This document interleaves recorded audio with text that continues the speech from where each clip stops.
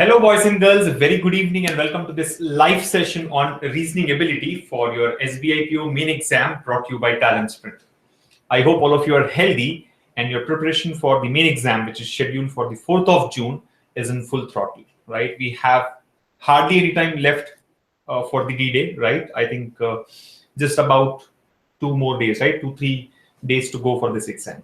So I'm sure all of you are fully geared up and ready to take it anytime now, right? I think, like I always say, when you're so close to the exam, you should not be actually waiting for the D-Day, right? I mean, even if like you're asked to take the main exam after half an hour, you should be ready to do that. And that is what shows your confidence, right? So I'm sure that if SBI comes up now and says that your exam starts in the next 30 minutes, you all must be ready, right? And you must be excited to take it. So I can only hope that all of you are in the same frame of mind and you're fully ready for this highly competitive SBI PO recruitment, right? And in terms of preparation, I think a large part of the syllabus is already covered in the preliminary examination, right? You've already cleared the prelims exam, so it shows that you are thorough with the concepts of quantitative aptitude or data analysis and interpretation, reasoning ability, and English language. The two other sections that you need to focus on for your main examination, general awareness in banking and current affairs with a little bit of computer aptitude. So I'm sure the content revamp that was done in the banking and general awareness section of your Talent Sprint program has helped you gain a lot of knowledge, right? You know that a series of new videos have been added, right? Shorter videos so that you can learn, concept by concept. And yeah, I think I'm sure all of you have liked that. We've already got a lot of good feedback on the same, and we would love to get more feedback from you and improve the same, right? And also a few videos on computer aptitude have been added. While you all know that computers is a vast subject, right? And they can ask you questions from any particular topic or any part of computer as a science there. But yeah, some important videos have been added. I'm sure even that will add value to your preparation and more importantly to your confidence before you walk into the examination center this time, right? Well, if you actually recall last year when SBI had mentioned that the main examination will have a section called reasoning ability and computer aptitude, there wasn't any question on computers as such. So you never know if questions would be asked this year too, but then it's always good to be prepared, right? And be prepared for the worst. So I would say leave no stone unturned, go through all these videos that we have added and make sure that you're fully ready. Okay. Now, before we get into the discussion today, which is going to be on reasoning ability for your SBI PO main examination, I would like to mention that we have already done 2 sessions as a part of the main exam refresher. One was on quantitative aptitude or data analysis and interpretation, which was done on last Thursday. And then there was one session on computer aptitude, which was done on Friday. I hope all of you had participated in that session and got to learn, learn a lot of concepts on computers, which was done through that live session by Shikha, right, on Friday at 6 p.m. Now, this is session number 3, reasoning ability. Your next session will be on English language, which will be on Thursday. Sylvia will take care of that. And then we have one more session coming up on Friday, which is going to be on the descriptive paper, right? You know that there's a descriptive paper involved in the phase 2, right, which has objective test, the main examination. And then there's a descriptive paper where you will be asked to write an essay by choosing one of the given 3 topics and a letter from one of the 3 items there. So I'm sure even that session, which will be done on Friday, will add to your preparation, right? While you can already learn about how to write an essay, how to write a letter through the videos that are there in your account, live session would definitely add to your confidence. So I think that's the plan for the SBI PO main exam refresher. 2 sessions done already. Session number 3 is what is on now, and 2 more sessions to come up in this week, right? And yes, we will also have the All India mock exam this time in the SBI PO mains exam format. So I'm sure you all would take that before you go for your main examination. So that's the update from my end. I think a lot of content additions have been done in the recent past, especially in general awareness in banking, then in computer aptitude, like I've mentioned. And yes, a lot of changes are being done in the general awareness part of the SSC exams prep program that we have. But since not many of you have enrolled for SSC program, let me not talk about it here and waste your precious time. Now, today's session, like you all know, is on reasoning ability for the SBI PO main examination. What are we going to do here? Well, like I said, this has already been covered for your preliminary examination, so there's nothing much left to try out. But then we will choose some questions that are being claimed to be the last year's paper, right? I mean, like I said, ever since the exams have gone online, it has become difficult for us to fetch these papers, right? Exam papers. But then there are a lot of sources which claim to have got these papers based on memory. So we have taken some of the questions from those papers, and we'll try and solve these here. But before we get into the paper discussion, I would like to hear from you about your preparation and about your confidence for the SBI PO main exam. For the benefit of those who have recently enrolled in our program, let me mention that there is a chat box available right beside your video screen. You can use that to interact with us, right? So if there are any queries or questions relevant to what we are discussing here, please feel free to post that, and I would be more than glad to answer your questions. Okay, again, when I say questions, these are general questions related to what we're discussing, right? If it is content related, subject related query or question, request you to post that in the discussion forum, right? And not here. Yeah, so let me just see who all have joined the chat already and what are the questions that I have. I think a lot of you have started using it. Yeah, so we have Sumit Kumar Pandit, Kunal, Rishika Menon, Anshul Agarwal. Looks like there's some discussion going about questions on general awareness, right? Anshul Agarwal says Rajiv Singh is the CEO of Prasar Bharati. Well, this is a bouncer for me, but yeah, just verify that. Then we have Mohammed Shams, Kunal, of course, yeah, and Rudra Aditya Mohanty. We have Sayam here, Venu Madhavi, right? Nilesh Chaudhary, Somvir. Okay, Somvir has asked me a question. I think this is relevant to what we are discussing today, so let me take it up. He says, should I prepare for 4 variables puzzles also for the SBI mains exam?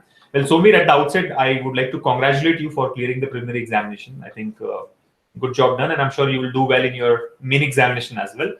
Now, coming to your query on should you prepare for puzzles, the 4 variable puzzles for your main exam, I would say no, don't worry about that, right? See, you know that the kind of puzzles that are being asked these days are getting more and more complex, right? It's not very easy to crack these.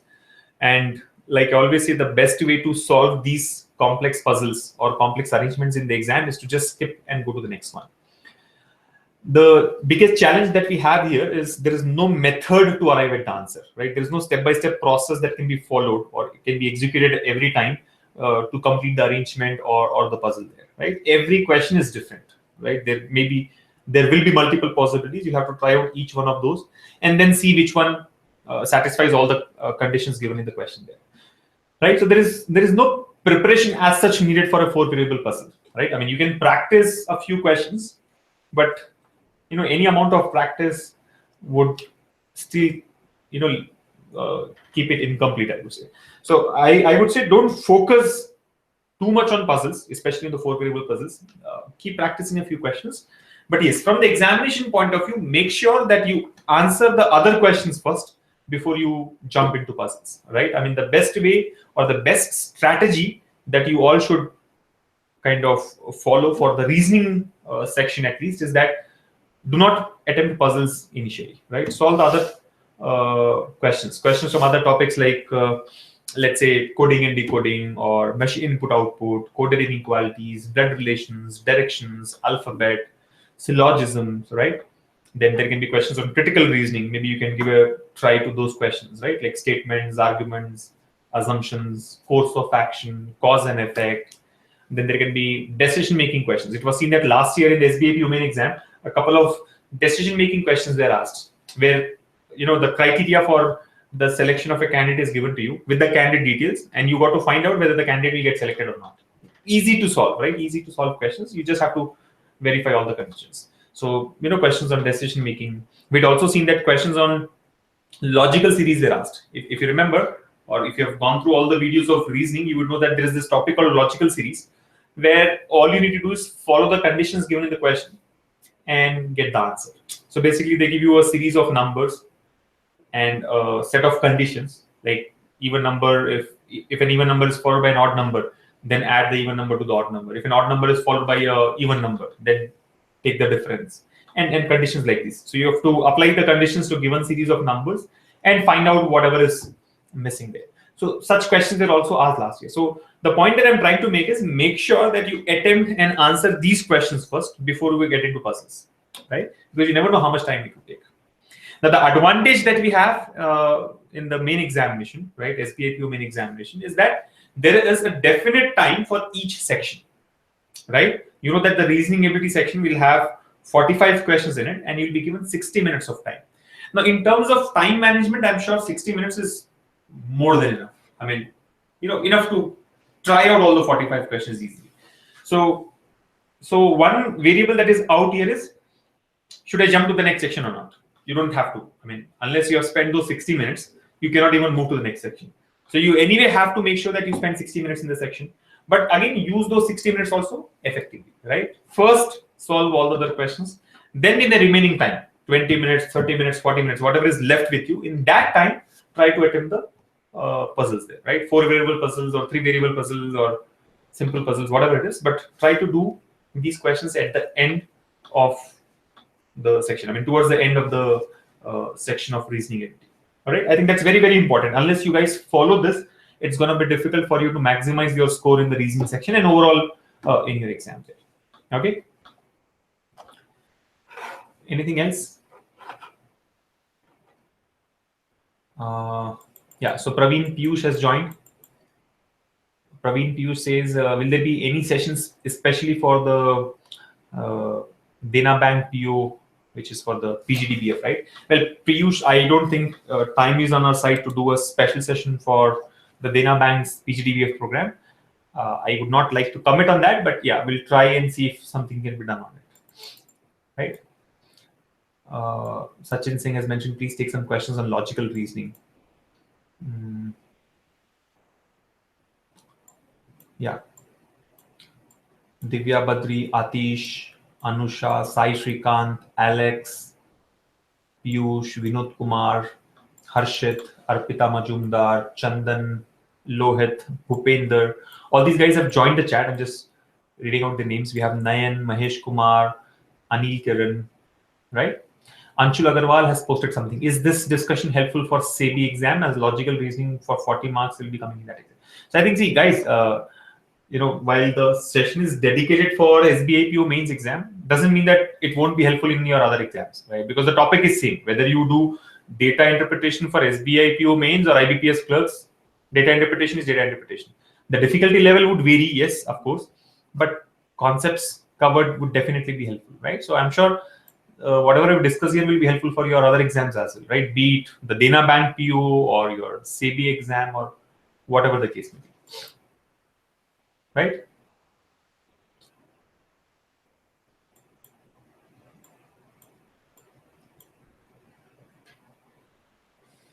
Priyanka says, GA is always tough for me. What should be the strategy for GA preparation? Well, Priyanka, I think point number one, you're too late in asking this question. You have only 4 days or 3 days left for your mini examination. I'm sure you're referring to the general awareness section, right?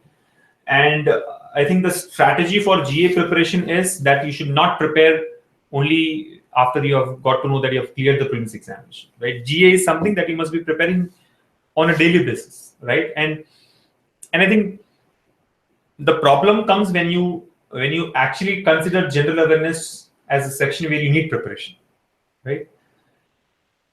What I'm trying to say is reading newspaper should become a part of your daily routine, right? I mean, not because you're going to appear for bank exams. Even otherwise, you should inculcate this habit of reading newspaper, and that by itself will solve a lot of your problems with regards to your preparation, right?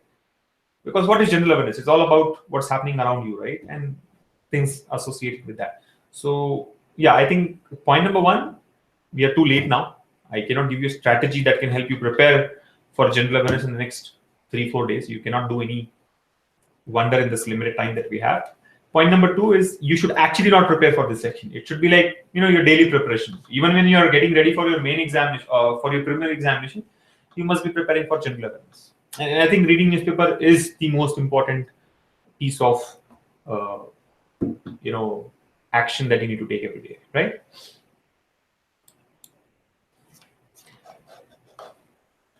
Anything else? I think we can start discussing the questions now. Let me just see if there are any more relevant questions. We have Selvi, Shomu Banerjee, Deepak, and who else? Nitin, Joshi Kant, and others there, right?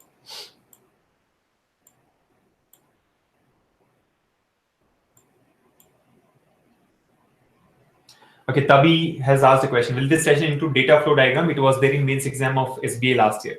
Well, Tabi, I'm glad to let you know that, yes, we have chosen one data flow diagram based question here, right? This is like one of its kind that was asked in the last year's exam, and not very complex in my view, but yeah, let's try one such question. So there is basically a flow chart that is given to you, right? Decision making flow chart, and based on which the questions are asked. So we will take up one such question, right? Again, this has been chosen from those sources which claim that they have got it from the previous year paper based on memory. So assuming that the questions and the data given is correct, we would discuss that.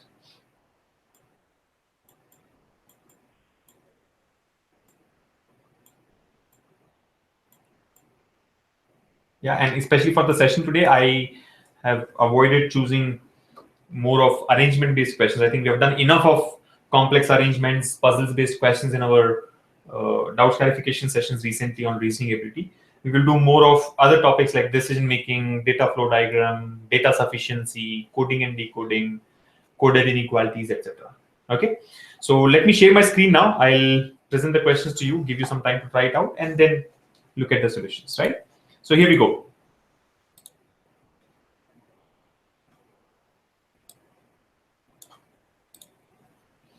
All right, so the SBI PO mains exam refresher. And the first question on your screens now. All right, so I think the first set of questions are on coding and decoding. I have only one question on the screen now, and there are two more based on the same data, right? So I think I'll present the questions one after the other. The first one is here. So look at the directions. It says study the following information carefully and answer the questions which follow a certain code language. Some statements are coded as follows. So 4 of the statements have been given and they're coded forms, and we got to answer these questions. So I'll leave you with this for 1 minute, and your time starts now. Let's see how many of you are able to crack this question. I think once you're done with the first one, answering the other two would be a lot easier, right? So try this out. 1 minute or maybe a little more than that, because you have 1 minute and 20 seconds on an average in the main examination. So I'll give you a little more time. Your time starts now.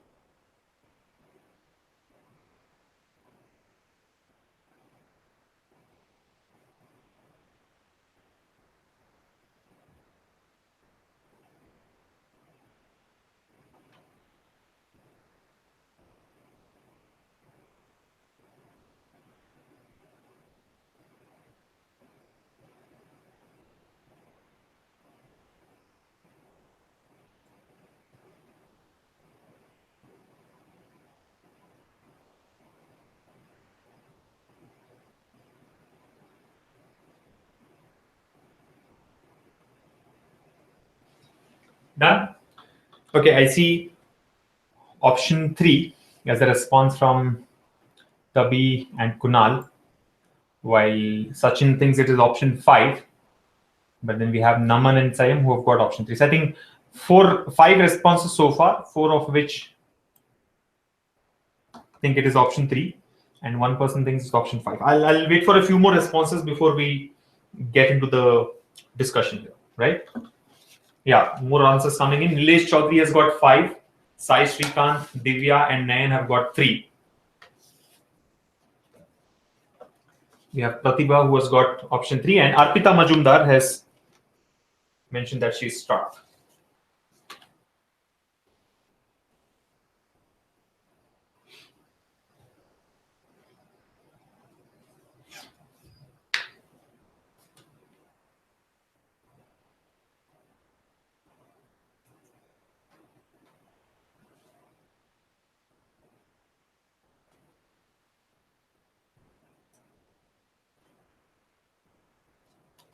Okay, I think a lot of responses have come in now, and most of you have got option 3. Venu Madhavi, Mohammed Shams, we have Monikar, Piyush, everybody's got 3. So let's take this up now. Let's see what the correct answer is.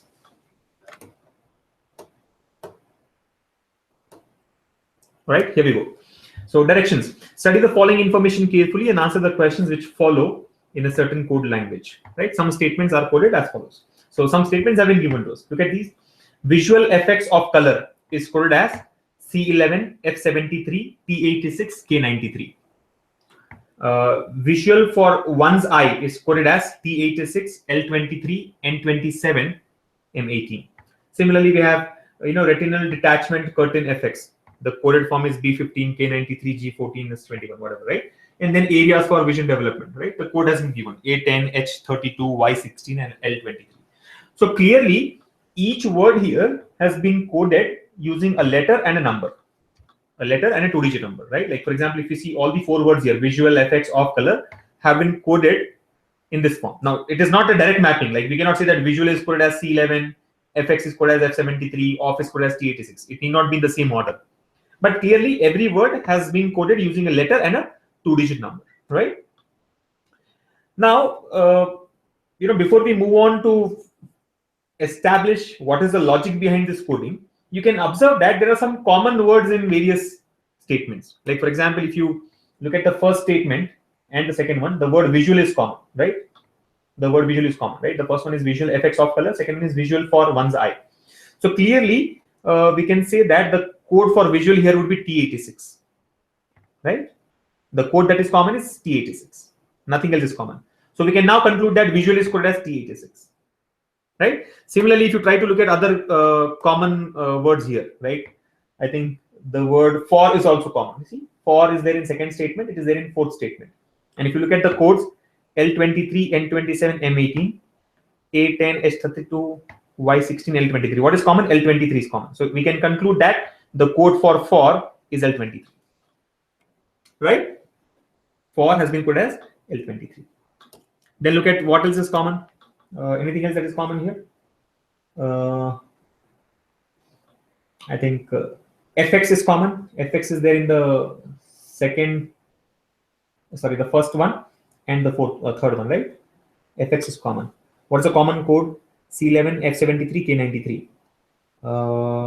K93 is common, right? K93 is common in these two. So we can conclude that the code for FX is K93.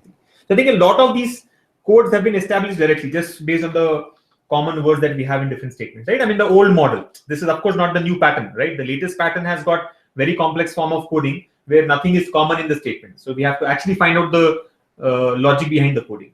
But here, without even finding out the logic, we can establish some of the codes, right? I mean, we have been able to find the code for visual effects for already, right? Anything else that is common?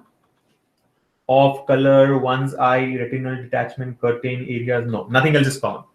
So now you can actually say that the code for off will either be C11 or F73. Similarly, the code for color will be C11 or F73. The code for areas would be A10 or H32 or Y16. Similarly, the code for curtain will be one among B15, G14, S21. Right? So a lot of codes have been established already, and many of them have been eliminated, right? Like now we know that answer for color would be between these two and so on. So let's see if we can answer the questions just based on this, right? So look at the first one. Which among the following option can be used for getting the code of I? Which among the following option can be used for getting the code of I? Now you got to understand that the word I has been used here in the first, in the second statement, right?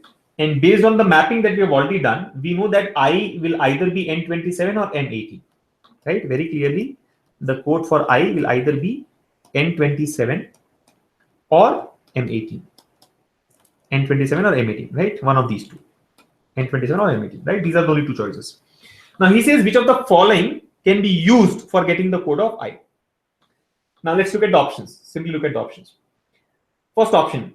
See very clearly, now what are these options? These options have got the coded forms. Each option has got 4 codes if you observe, right? Each option has got 4 codes. I mean, these are not the options, by the way. These are only some 5 codes given to us. I think options are these 1, 2, 3, 4, and 5. So we have to find out which of the following option can be used for getting the code of I, right? Now, let's go by options. I think the easier thing to do is go by options. Option 1 says only 1 and 2. Option 1 says we can use 1 and 2. We can use 1 and 2 to get the code of I. Now, if you use 1 and 2, 1 and 2 are what? These two. Will you be able to get the code of I? No, you will not be able to. Because see, the point is, first of all, let us find out which of these 1, 2, 3, 4, 5 bits given to us have got the codes N27 and M18. So first one, has it got N27? No. Has it got M18? No. So first one does not have the code for I at all. We know that I will either be N27 or M18. So first one is ruled out. Second one has got N27 and M18 both. So I will be a part of this statement. Third one, it has neither got N27 nor M18. M18 is there. So maybe I is M18. I mean, third one, we can say that I could be a part of the third statement. Fourth one, it has got N27. While it has not got M18, it has got N27. So fourth one is there. And fifth one, of course, is none of this. Now the point is, first one does not have any of these 2 codes. The second one has both the codes. Third one has one of these, and the fourth one has the other one. You're able to follow? Are you able to follow? If I have to highlight here, second option has got N27 and M18 both. Not the option, second, choice there. The third one has got only M18, and the fourth one has got only N27. Now his question is, which of the following options can be used for getting the code of I? Which of the following options can be used for getting the code of I? Now, can I use 1 with 2? No. See, the combination of 1 and 2 will not help us, because even if I combine 1 and 2, I will not be able to establish the code of I. Yes or no? One does not have I at all. Second one has got both the choices for I, so it will be difficult. 2 and 3, can you use 2 and 3? Can you use 2 and 3? Well, we can try using 2 and 3, but no, I think 2 and 3 also cannot be used, because 2 and 3 have got not only I common, but also, not only M18 common, but also L23 is common. You see, L23 is common. Of course, we know that L23 cannot be the code of I. Yeah.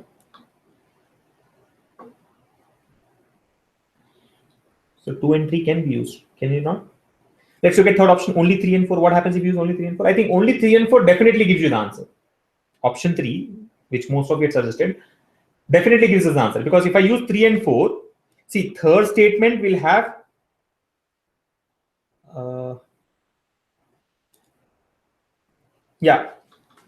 you're able to follow. The third statement has got M18, which is a probable code of I, and the fourth statement here has got N27, which also is a probable code of I. So if I use a combination of 3 and 4, will we be able to establish the code of I? Yes, we'll be able to establish, right?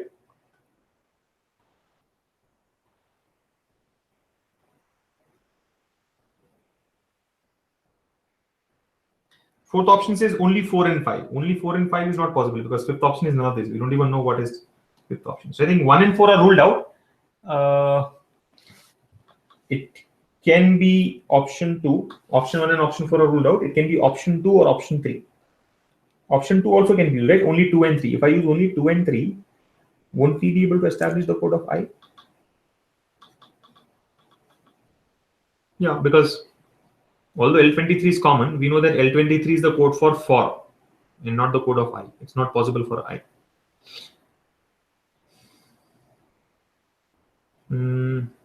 F27, M18, L23, G14, S21, B15, T86, and 27. Yeah, so both these have got the two possible codes of I, and I think combination of 3 and 4 should give you the answer, right?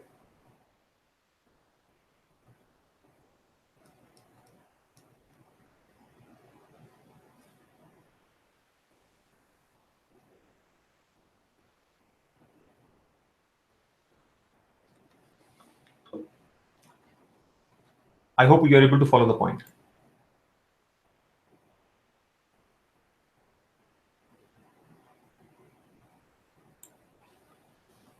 Yeah, we should actually not be worried about L23 because we already know that L23 stands for, right? L23 is for 4. So I think we can use 2 and 3. We can use 3 and 4. We can use only 3 also. Yes or no? If only statement 3 is given, we can find out. I mean, if statement 3's words have got I in it, then definitely the code for I is M18. If it has not got the code I, then you have to look for statement 4. Yeah. Let me look at your responses. I'm sure most of you had given option 3 as the answer. Option 3, which says only 3 and 4. But I'm just trying to understand how do we eliminate 2 and 3, because only 2 and 3 will also give me the answer.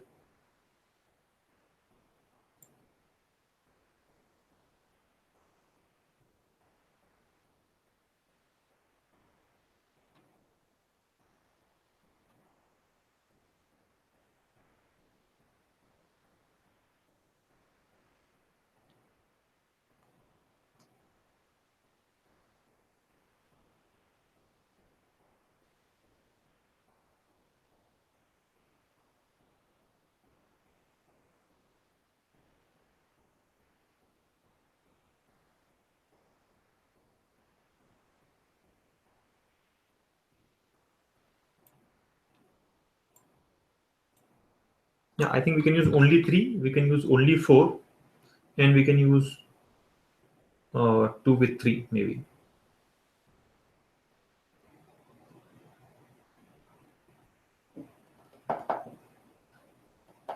In fact, the definite answer here is option 2. Only 2 and 3 can be used, right? I mean, if I use the combination of 2 and 3, if you use combination of 2 and 3, there are two things common, M18 and L23.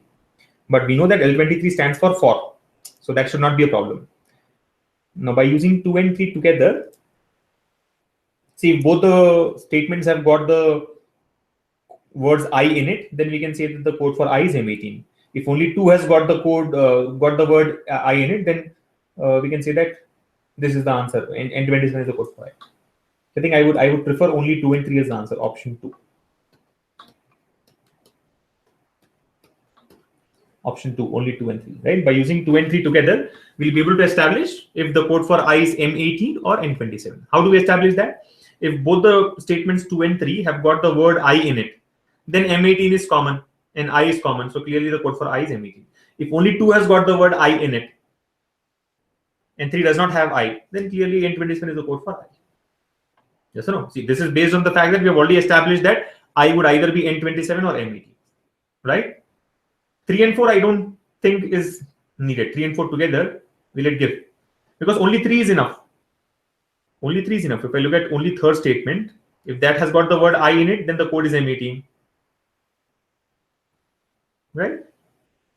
Similarly, in fourth one, if the word I is there, then code is N27. Otherwise, it is M18. So only 3, only 4 will also be enough.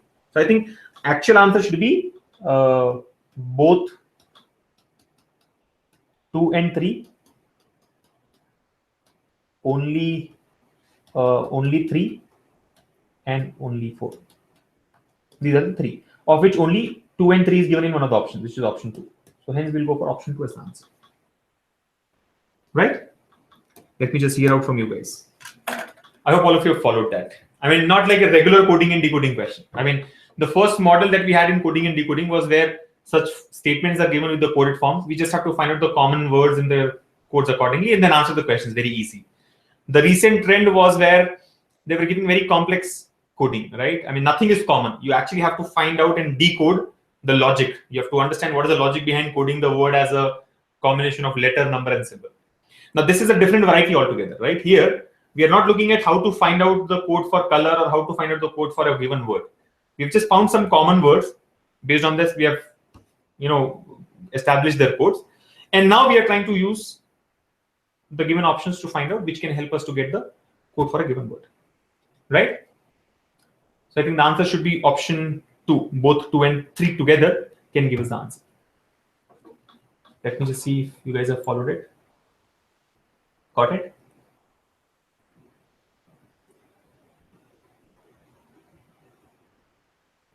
Pratibha says, why not option 3? Option 3 says 3 and 4 together. But do we need to use 3 and 4 together? Do we need to use 3 and 4 together? Because only 3 is helpful. So why should I use 3 and 4 together there? Yes or no? Ashima has also felt that that could be the case with 3 and 4 as well, right?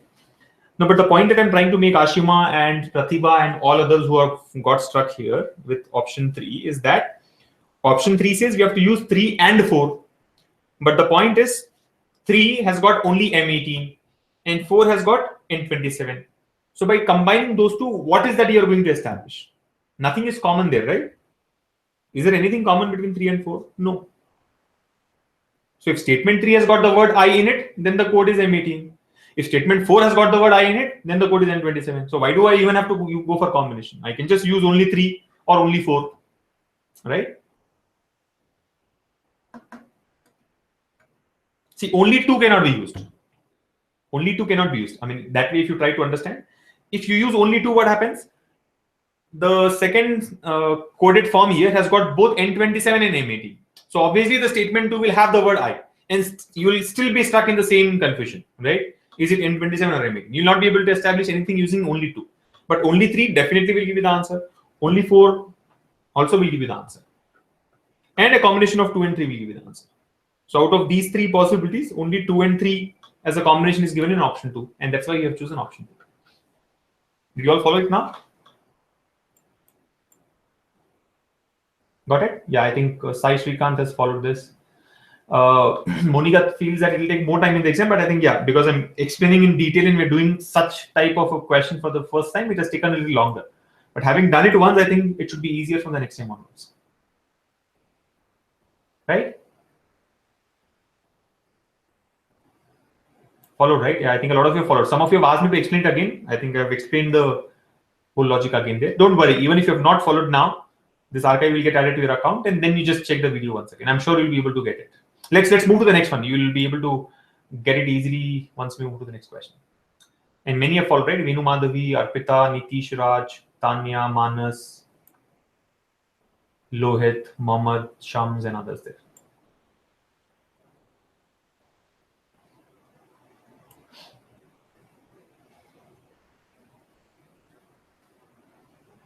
Yeah.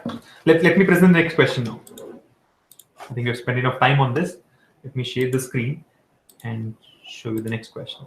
So here's the next one. Let me just clear this up.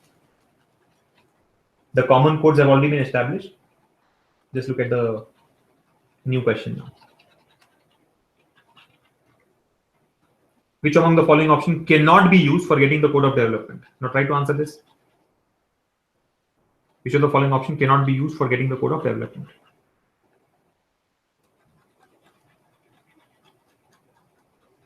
Which of the following options cannot be used for getting the code of development?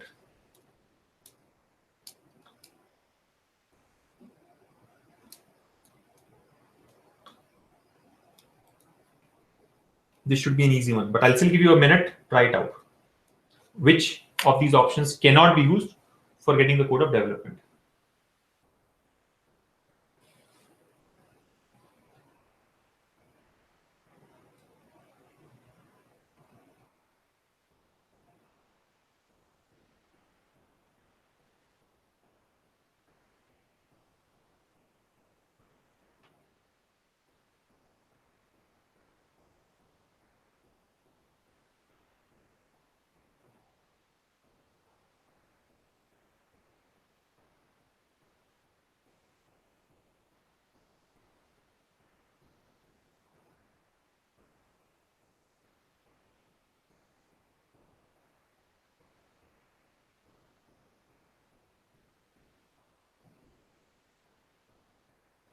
Option 2, yeah, Sachin Singh, Nayan, Shomu Banerjee, Ashish, and many others have marked the answer as option 2, right? Sumit Kumar Pandit, Arup Nayak, Manisha, Rudra, Aditya, Vinay, Tanya.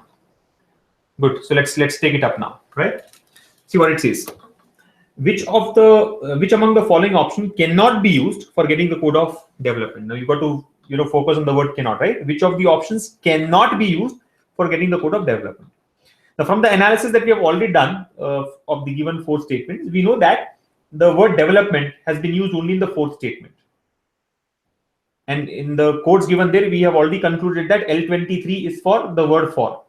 So development can either be A10 or H32 or Y16, right? Development will be any one of these 3. So development is going to be A10 or H32 or Y16. Now the question is, which among the following options cannot be used? Which cannot be used for getting the code of development? Now look at this. Look at option 1. Option 1 has got, see, H32, F73, G14, S21. Now, if you compare with the possible codes of development, the only common code that we have here is H22.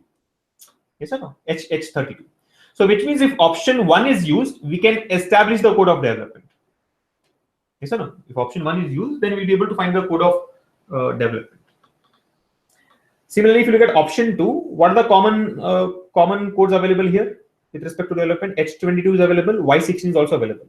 So let's say if option 2 is used, will we be able to get the code of development? No, because both H22 as well as Y16 are common, right? So we'll still not be able to establish whether the word development is H22 or Y16.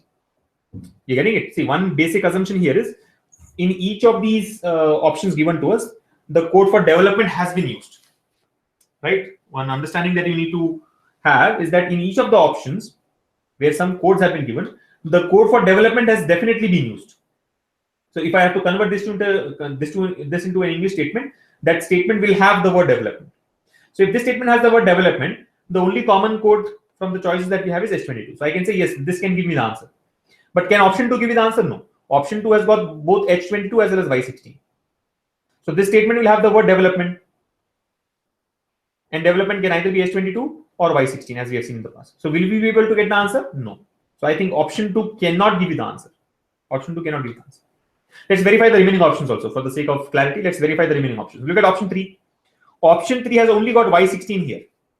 A10, H22, Y16. Out of those 3, only Y16 has been used. So even in option 3, only one word is common. So I can conclude that the code for development is Y16. So option 3 can be used, like option 1. Similarly, option 4, it has got only A10. It's not got H22 and H16. So option 4 is also eliminated. Of course, none of this is there. So the option that cannot be used for getting the code of development is option 2. Okay. Let's move to the next one. Okay, here's the next question. Let me just clear this up.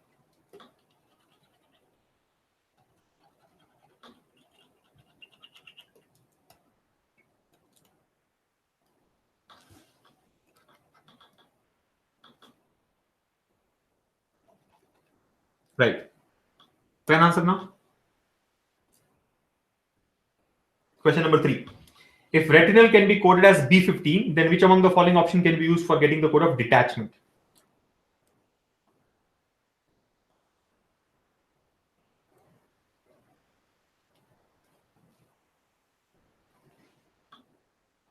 If retinal can be coded as B15, then which among the following option can be used for getting the code of detachment? Quick. Option 4, very quick. John Master, Shomu, Manoja, and others have got option 4, right?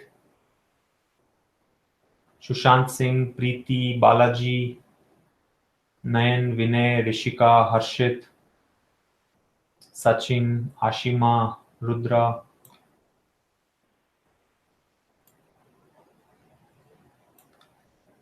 Yeah.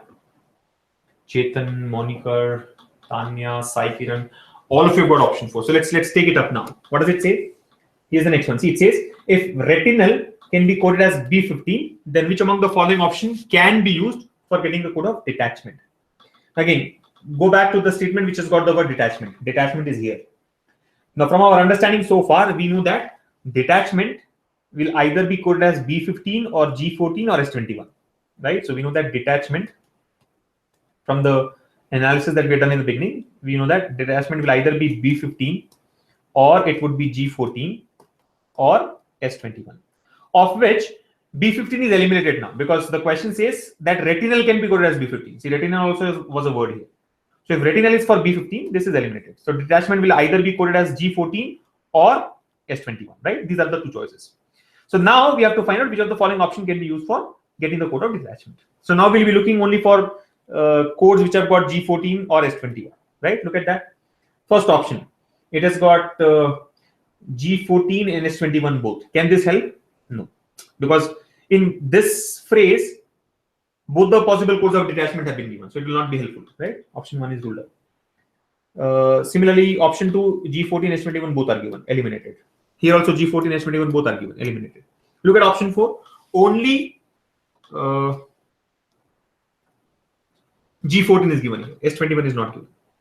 So can I use option 4? Yes, we can use option 4. Again, understand the assumption here is that for each of the codes, for each of the options given here, the word detachments is definitely used. The code for the word detachment has definitely been included here. So if detachment is included in option 1, both the possible codes have been given, G14 as well as S21. I will not be able to conclude the code of detachment from that, right? Because we already know that the possible answers are G14 or S21, both of which have been given here. Same is the case with the other two options as well, G14, S21, G14, S21. The only option where we have either G14 or S21 is option 4. And hence we can conclude that option 4 is the answer. Right? So option 4 is the answer to this question. Now I hope all of you followed this, right? A new pattern, assuming this was as in the SBI PO main exam last year, which is being claimed by many sources there, right? So different type, and good that we have taken it up, right? It's always good to learn different types of questions that can be asked from any topic so that it's easier for you to attempt if anything like this is asked in the exam. Okay. So shall we move to the next one now? Next set of questions. I think we had only 3 from this model of coding and decoding. Trust all of you followed this. And we're also running short on time, so we should move a little faster. So let me just present the next set of questions to you now, right? Clearing this up. And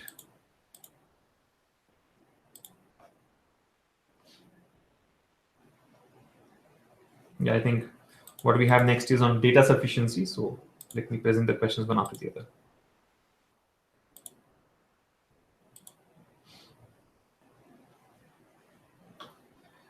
All right, so here's the next one. See what it says.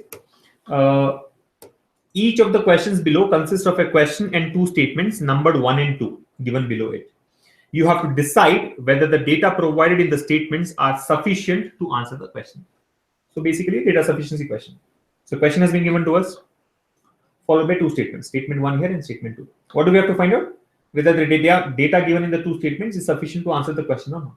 And based on that, you got to choose one of these options. If both 1 and 2 together are not sufficient, if either 1 or 2 is sufficient, if only 2 by itself is sufficient, if only 1 by itself is sufficient, but 2 alone is not sufficient. I think there's some printing error here, right? There should be 2. And yeah, both 1 and 2 together are sufficient. So I think 5 options, regular data sufficiency type of question.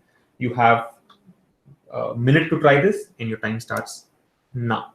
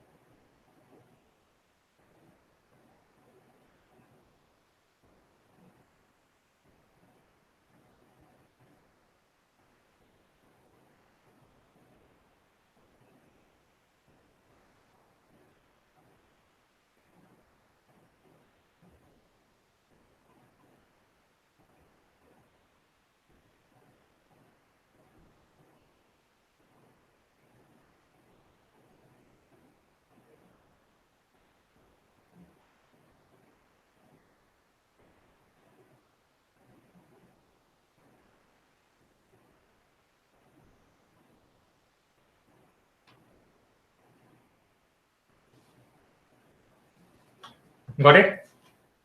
I think most of you have got option 5, which reads that both 1 and 2 together are sufficient. Both statements 1 and 2 taken together are sufficient to answer the question, right? Deepak, Selvi, Sushant, Rishika, Arpita, Venu, Shomya, Arup. Anshul has got option 1. Anshul says it should be option 1. But then Tanya, Harshit, John, Naman, Lohit, Monica, Sai, Vinay, Manas, Balaji, all these guys have got option 5. And now I see that Sai Srikanth has also changed. Sai Srikanth says it is option 1. Then we have Anvesh, who says it is 1. Harshit has got 1. Priyanka Singh has got 1. So I think now people are moving towards option 1. Most of you so far had mentioned option 5, but yeah, the shift is towards 1. So 5 is where you say both 1 and 2 together are sufficient, and 1 is where you say 1 and 2 together are also not sufficient. Right? Interestingly, Ashim Chaudhary has got option 4, which says 1 alone is sufficient, but 2 alone is not sufficient.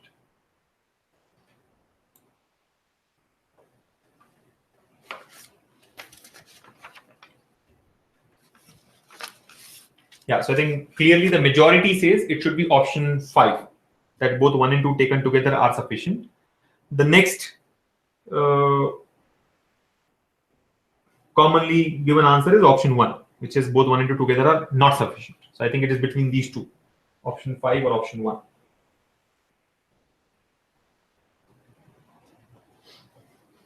Shall we take it up?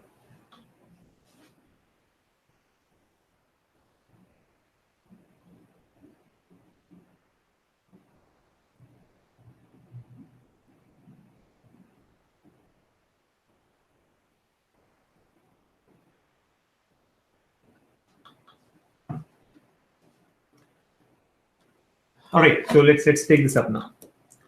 Look at the question. Now you know that this is from data sufficiency, where each of the questions has a question and 2 statements numbered 1 and 2, and we have to decide whether the data provided in the statements are sufficient to answer the given question. Right? Now look at the question here. 6 persons, namely A, B, C, D, E, and F, teach 1 subject each. Right? 6 persons, A, B, C, D, E, F, teach 1 subject each, one after another, among reasoning, quant, banking, computer, general awareness, and English. Right? So 6 persons and 6 subjects, but not necessarily in the same order, right? Not necessarily in the same order. Quant is not taught before banking, nor it is the last subject taught. Which subject is taught just after English? So some data is given in the question itself, right? I mean, first point is that there are 6 persons and we have got 6 subjects. 1 person teaches 1 subject here, right? I mean, and then he says quant is not taught before banking and nor it is the last subject taught. We got to find out which subject is taught just after English. Which subject is taught just after English. So basically, this is the question statement, that which subject comes immediately after English, just after English. Okay. Now, if you try to understand, like we know that there are 6 positions, right? 1, 2, 3, 4, 5, 6. And the subject would come in that sequence. And we can also map the person if the full data is given to us. Important points to be noted is quant is not taught before banking. Quant is not taught before banking means what? Quant is taught after banking. So from the question, very clearly, quant comes after banking. Now, is it immediately after banking or 2 subjects after banking or 3 subjects after banking is not known to us. But we got to ensure that in our arrangement, quant comes after banking, right? These dots in between indicate that there can be 1, 2, 3, 0 subjects. It depends. But quant should come after banking. And yes, quant is not the last subject taught. So in the last position, we cannot have quant. These 2 things have to be kept in mind. Whether you are using statement 1 or statement 2, these 2 conditions have to be followed. That quant cannot be the last subject and quant has to come after banking. Right? Quant is not taught before banking, which means quant is taught after banking. Now look at the statement 1. Let's use the data given in statement 1 first. Right? I'm using only statement 1. The first subject to teach is English. So this is clear. The first subject is to teach is English, which is not taught by either C or E. The first subject to teach here is English, which is not taught by either C or E. So C or E do not teach English, right? then A, C, and E are not available to teach the last subject. A, C, E are not available to teach the last subject. So A, C, or E will not teach the last subject. Fine. So that's the data given in statement 1. What do we know? That first subject is English. C and D do not teach it. And the last subject is not taught by A, C, and D. What is the actual question? Which subject is taught just after English? Which subject is taught just after English? No clue. Is the data given sufficient to answer the statement? No. I mean, is the data given statement sufficient to answer the given question? No. What comes after English is the question. We have no clue what comes after English. What we only know is English is the first subject. C and D do not teach English. A, C, E do not teach the last subject. And last subject cannot be quant. This is given in the question itself. So that's the data given in statement 1. So statement 1 alone is not sufficient. Let's now look at statement 2. Right? I'll do the plotting for statement 2 separately. Remember that banking should come after before quant. Right? Banking should come before quant. Banking has to come before quant. Okay. Now here is statement 2. 1, 2, 3, 4, 5, 6. The only thing that we know when you're going for statement 2 is that quant cannot be the last subject, because this data was given in the question itself. Quant cannot be the last subject. Now look at statement 2. Reasoning is taught by B just after banking and just before computer, which is taught by B. Now, if I look at statement 2, is there anything that we get out of it? Yes, some information is given. What is that? Reasoning is taught by B just after banking and just before computer, which is taught by D. So if I have to understand this, what do we get from it? Reasoning comes just after banking and just before computer. So basically it is like this: banking, reasoning, and then computer. Right? Reasoning is taught after banking. Reasoning comes after banking and before computer. Reasoning is taught by B. B comes here. And computer is taught by D. See, which is taught by D means the previous subject, preceding word, right? Computer. Computer is taught by D. So this is the data given in statement 2. The sequence of banking, reasoning, and computer is this: banking followed by reasoning followed by computer. Reasoning is taught by B and computer is taught by D. Now, if you try to use this in the arrangement where we have to arrange the 6 subjects, there are multiple possibilities, because the only thing that we know, okay, the other thing that we know is banking should come before quant. Look at this: banking should come before quant. And quant cannot be the last subject. Quant cannot be the last subject, right? Now try out the various possibilities. Let's say bank comes as the first subject. So bank, reasoning, computers. Then quant can come here or here. There are 2 possibilities, right? But then according to that, the second subject. The question is what? Which subject is taught just after English? Which subject is taught just after English? So I think there are multiple possibilities if I have to use statement 2, right? I'll write down all the 3 possibilities to show you what happens. Right, for statement 2. Let's take up all the possibilities. This is being done for statement 2. So case 1. What is case 1? 1, 2, 3, 4, 5, 6. These are the places, right? Let's say we start with bank, then reasoning, then computers.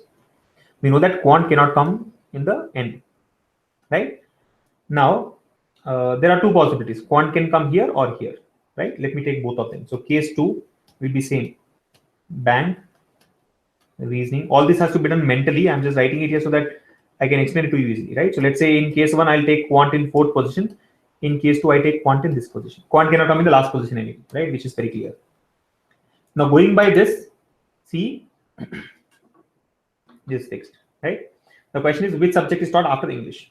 Now, clearly, English cannot come in the last position. If you look at the first case, English cannot come in the last position, because the question says which subject is taught after English. If English comes in the last position, there is nothing after English. So English has to come here. And English, if it comes here, then the only subject left out is general awareness, which I think comes here. So according to case 1, the answer here would be general awareness. Which subject is taught after English? General awareness. But if you look at case 2, English can come here. I mean, the only place where English can come is here, because again, English cannot be the last position. So English comes here, which means the answer here will be quant. Because again, GA would come here. What comes after English is quant. So according to this one, answer will be quant. And then there are other possibilities also. What we had done was we started with bank. But let's say we do not start with bank. Can bank come in the second position? Yes. Bank, I'm taking that order: bank, reasoning, computers. Bank, reasoning, computer. Quant cannot come in the last position. So quant can either come here or here. If quant comes here, then English comes here, followed by general awareness. If quant comes here, then English comes here, and general awareness comes here. Multiple possibilities. You understand? Again, there will be two possibilities. What are the two possibilities? Quant can come here or here. If quant comes here, then English will go there. So the subject that comes after English is banking. If quant comes here, then English would come here. And the subject that comes after English is general awareness. So basically, there are multiple possibilities for case 2 as well. Right? Multiple possibilities that we get in case 2. Are we able to find out what is taught after English? No. It can be general awareness, it can be quant, it can be banking. Multiple answers there. So even statement 2 alone is not sufficient. Statement 1 alone is not sufficient. Statement 2 alone is not sufficient. Now, you know that when independently both the statements fail to give the answer, 1 and 2 independently when they fail to give the answer,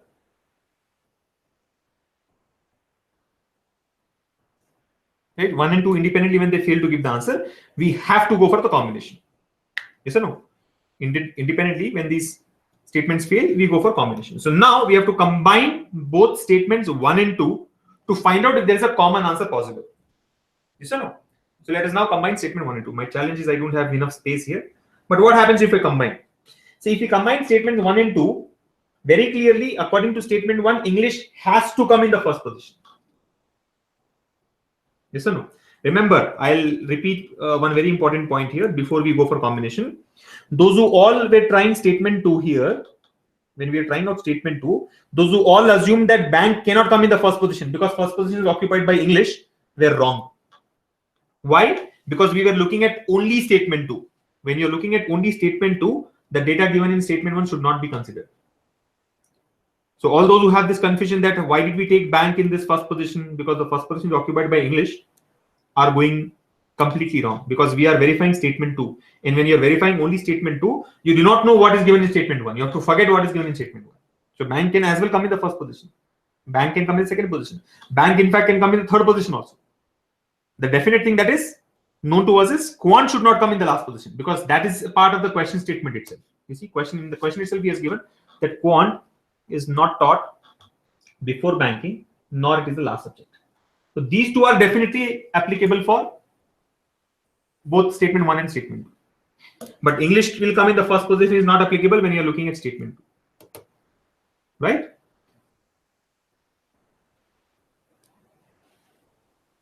I think here also we know that quant, the other point is when we are verifying statement 2 also, I cannot say quant can come here, because if quant comes here, quant becomes before banking. We know that quant has to come after banking only. Yes or no? Quant has to come after banking only. So quant cannot be taken in this position. Quant has to come only here. So if I look at I'm going back to the case 2. I said there are two possibilities. I'm sorry about that. We discussed that there are two possibilities. Quant can come here or here. But quant actually cannot come in the first position. Because if we take quant in the first position, it becomes before banking. We know that quant has to come after banking, right? So the only possibility for quant is this. Quant comes here. Then GA has to come here and English goes there. Because English also cannot take the last position. If English takes the last position, then what is the subject after English? Nothing. So according to that now, according to case 3 of statement 2, which subject is taught after English? It is bank. So like I said, 3 possibilities are there already. GA, quant, bank, right? Now, I'm not saying that these are the only 3 cases possible. Other cases are also there. I think let me show you the 4th case also. Let's see what happens in the 4th case. I think space is really limited, but let me show the 4th case to you guys, right? 4th case. What happens in the 4th case? I'll write the 4th case here. Okay. 1, 2, 3, 4, 5, 6 positions are there. We got to remember that bank comes before quant, right? Remember the point that banking comes before quant. This is according to the question statement only, right? Banking has to come before quant. Banking has to come before quant. Now, in case 4, see what we are trying to do here is in case 1, we had taken bank, reasoning, computers in the first 3 positions. In case 3, we took bank, reasoning, computers in the second, third, and 4th position. The other case could be that bank, reasoning, computers come in the 3rd, 4th, and 5th positions.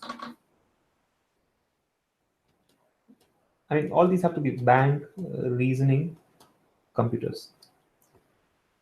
Quant does not come here. Okay, I think, case 4 is not valid, I think, because now what happens, you see, if you take bank, reasoning, computer in the 3rd, 4th, and 5th positions, We know that quant cannot come in the last position, according to the question. And we also know that quant cannot come before banking also. So quant cannot come here, quant cannot come here, and quant cannot come here, which means quant is getting ruled out. Yeah. So case 4 does not exist. Correct. So there are only 3 cases. The only 3 cases are GA, quant, and banking. Are you able to follow? If I try to shift bank, reasoning, and computer to the 3rd, 4th, and 5th positions, the problem is quantitative aptitude is not fit, does not fit anywhere. Quant cannot come before bank, so 1st and 2nd positions are ruled out. Quant cannot come after in the last position also. So because quant does not fit at all, that's the wrong case. So these are the only 3 cases possible: 1, 2, and 3. According to which we get 3 different answers: GA, quant, and banking. Now I am going for combination. Now the moment you combine 1 and 2, what happens? According to statement 1, we know that English has to come in the 1st position. And by that, the only case that satisfies is case 3 of statement 2. Are you able to follow? Let me use a highlighter to show this to you. We know that English has to come in the 1st position, you see, according to case 1. And when you combine the data given in statement 1 and statement 2, you always go for that thing which is common in both the places. So the point which is common here is this. So if I go for the combination of both 1 and 2, where all the given conditions are satisfied, that the first subject to be taught is English, which is not taught by C or E, and AC are not available to teach the last subject. Then reasoning is taught by B just after banking and just before computer, which is taught by D. The answer that comes out is this: English followed by bank, followed by reasoning, followed by computers, followed by quant, followed by general awareness. Now, can I answer the question? Yes. Now that the arrangement is done fully, can we answer the question? Yes, we can answer the question. What is the question? Which subject is taught just after English? Which subject is taught just after English? Banking. And hence, the answer to this question should be banking. But how are we able to get the answer? We are able to get the answer only when we combine both statements 1 and 2. Hence, your answer to this question has to be option 5. That both the statements 1 and 2 taken together are sufficient to answer the question. Both the statements 1 and 2 taken together are sufficient to answer the question. So all those who have got option 5, both 1 and 2 together are sufficient to answer the question, are correct. I know it got a little clumsy because of space constraint there, but I'm sure you have followed it, right? So statement 1 did not give us enough data. What it just said us is English comes in the 1st place, and something about who cannot teach English, who cannot teach the last subject. Statement 2 gave us 3 possibilities, right? We have tried all the possible cases. We came out with 3 possibilities, and each of those possibilities was giving us 3 different answers. So even statement 2 was not sufficient because we were not getting a unique answer from that. Then you go for combination of the 2 statements. And if you combine, the only possibility we have is English is the 1st subject, followed by banking. And there ends the solution, right? We want to know what comes after banking, what comes after English, banking.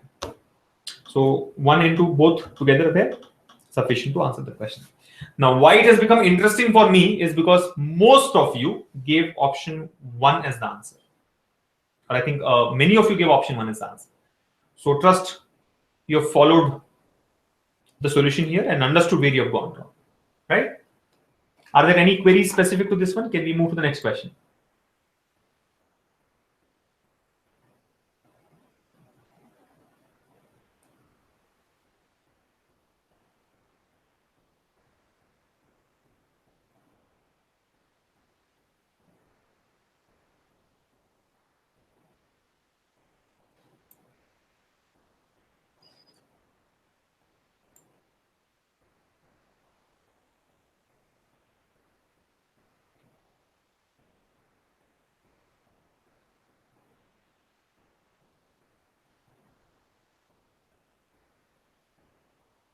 Can you go to the next one? Yeah, all of you have followed this, right?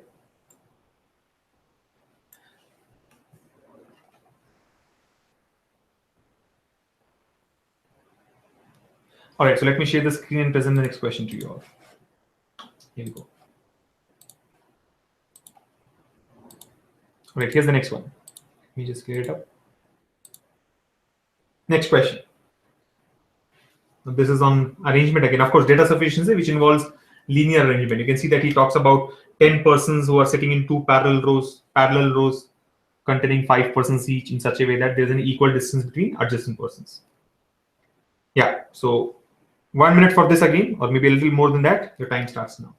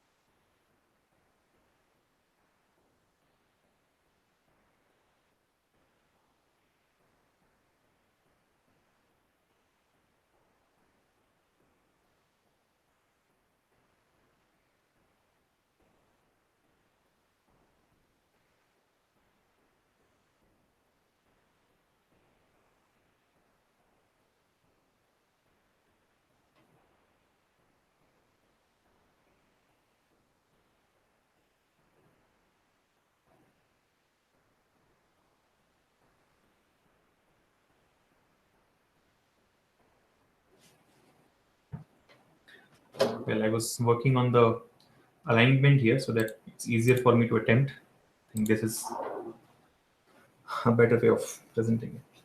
Yeah, so anyone who's got the answer?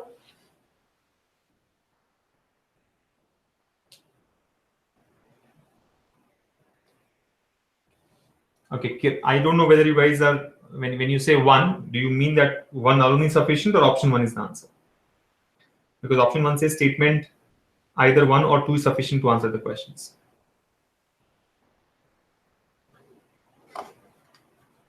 But looks like most of you got option 4 here, right? Balaji says 1, which is difficult to understand. 1 is option 1 or 1 alone? 1 alone, yeah. Arup has got 4, option 4. Vinay has got option 4. Shomu Banerjee, Harshit have got 4. Balchandran has got 4. Deepak says 1 alone is sufficient. Yeah, so I think option 4 is that 1 alone is sufficient. Most of you have got 1 alone is sufficient. Anshul Agarwal has got 3. Anshul Agarwal says both 1 and 2 taken together are not sufficient to answer the questions. So Anshul says even if you use both the statements together, you will not get the answer. Arpita Majumdar has also got the same answer. But I think everybody else has got option 4, which reads statement 1 is sufficient to answer the question.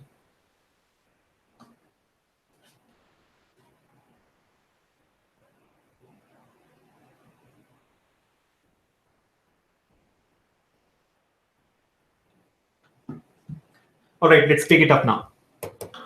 So here's the question. It says 10 persons are sitting in 2 parallel rows containing 5 persons each in such a way that there is an equal distance between adjacent persons. In the first row, P, Q, R, S, and T are seated and all of them are facing south. In the second row, A, B, C, D, and E are seated and all of them are facing north. Therefore, in the given seating arrangement, each member seated in a row faces another member of the other row. Who amongst the following are sitting exactly in the middle of the row? So that's like a arrangement-based question given in the form of data sufficiency, right? He says there are 10 persons who are sitting in 2 parallel rows containing 5 persons each. And there's an equal distance and all that stuff. Then in the first row, we have got P, Q, R, S, and T. All of them are facing south, right? In the second row, we have got A, B, C, D, and E, and all of them are facing north. Okay. So basically, the arrangement is like something like this: 1, 2, 3, 4, 5, and 1, 2, 3, 4, 5. These are the 2 rows. Okay, let me just. Yeah. So 1, 2, 3, 4, 5, and 1, 2, 3, 4, 5. In the first row, we will have PQRST, PQRST, all of them facing south. In the second row, we'll have A, B, C, D, E, all of them facing north. Right? Therefore, in each row, we have one person who's seated opposite to the other person, right? That's obvious. So what do we have to find out? Who amongst the following are sitting exactly in the middle of the row? So I think the question is about who's seated in the middle of the row. Who are the 2 persons who are seated in the middle of the row, right? The centermost positions, third position in each of the rows. That's what we need to figure out. Now look at statement 1. So let's go by statement 1, right? So I'm trying to do the plotting for statement 1 here. D sits third to the left of A. D sits third to the left of A. Now we know that D and A both will come in the second row, the bottom row, where the persons are facing north. Now this north and south is very important. I mean, if you go by the directional sense that we have discussed, when a person is facing north, left should be taken towards left, right has to be taken towards right. But when a person faces south, left should be taken towards right, and right has to be taken towards left. This has been very clearly discussed in the video, so I'm sure all of you understand that, right? So D and A both are in the bottom of the row. D and A both will come in the bottom of the row. Both of them are facing north. He says D sits third to the left of A. D sits third to the left of A. See, there are 2 possibilities. D sits third to the left of A. There are 2 possibilities. If you take D in this position, if you take A in this position, D sits third to the left of A. Now, left of A is towards our left. So first, second, third, D can come here. This is case 1, I would say. There is case 2 also. Case 2 for statement 1 itself. Are you able to follow? Don't get confused. 2 cases for statement 1 itself, right? Let's say this is like statement 1, case 1. And what we are doing next is statement 1, case 2. What is the other possibility? 1, 2, 3, 4, 5. 1, 2, 3, 4, 5. A comes here and 1, 2, 3. D comes here. D is third to the left of A. First, second, third. D is third to the left of A. So these are the two cases, right? So we have considered both of them. Now P faces an immediate neighbor of D. P faces an immediate neighbor of D. P faces an immediate neighbor of D means what?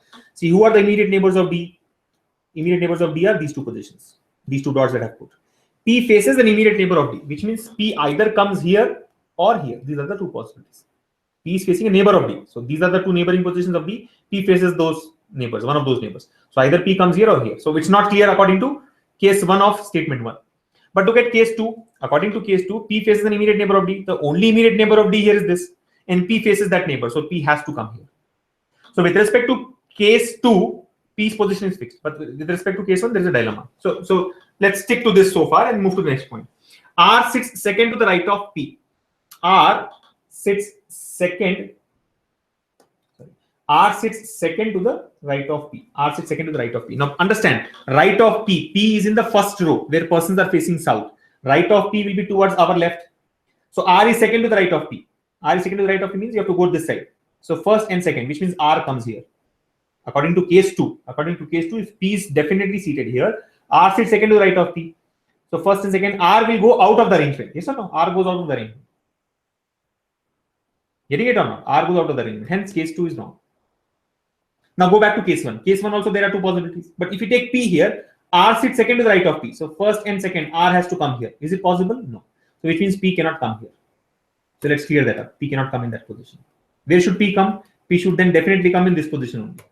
Right? P comes here. There are two possibilities, first one or third one. Now it is fixed that P comes here. If P goes there, where will R come? Second to the right of P. So first and second, R comes here. So I think we have already got the one middle position. So you have to find out the middle position, right? P is in the middle. Only with respect to the bottom row, we have to find out who is in the middle position. Now look at this.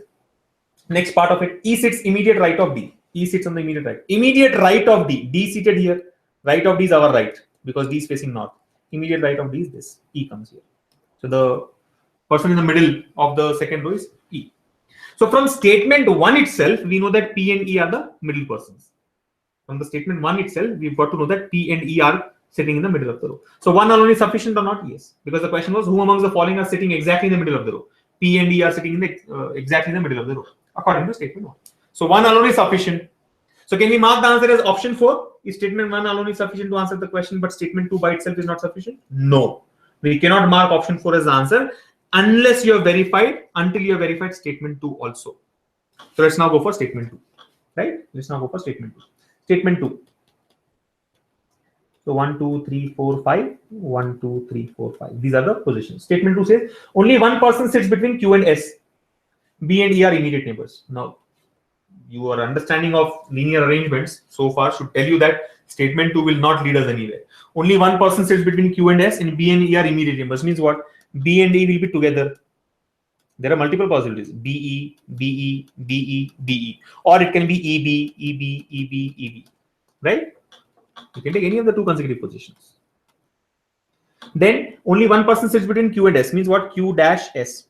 Or it can be S dash Q. Both are possible. Q dash S or S dash Q. So it can be Q dash S, S dash Q. Q dash S, S dash Q. Q dash S, S dash Q. So a lot of possibilities there as well. Will you be able to do anything with statement 2? No. Statement 2 alone cannot give you the answer. So statement 1 alone gives the answer. Statement 2 does not give us the answer. So you should go for option 4. That 1 alone is sufficient. But 2 by itself is not sufficient. Okay. Let's go to the next one. Or let me just see if you have followed this. Any confusion here? Can we go to the next question?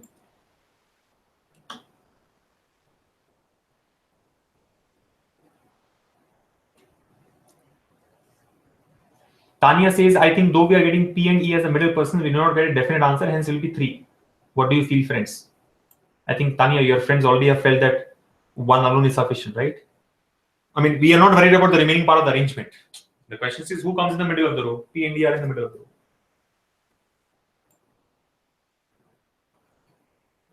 Yeah? Followed? Yeah, all of you followed. So let me share the next question now.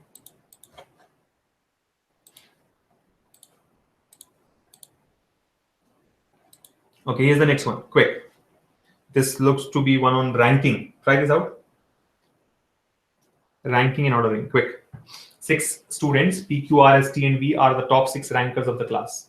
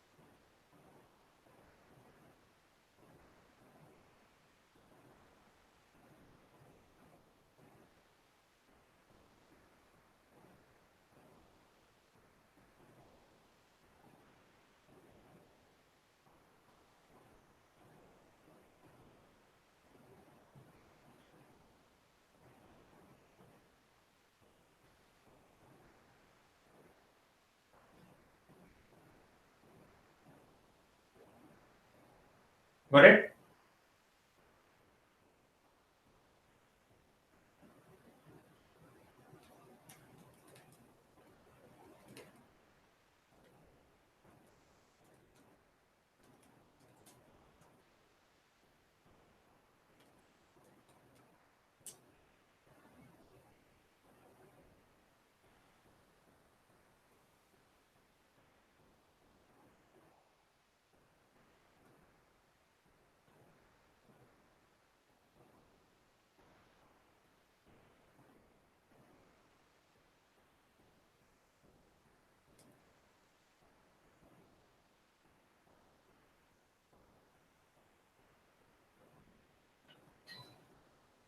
All right, option 3 is what many of you have got right.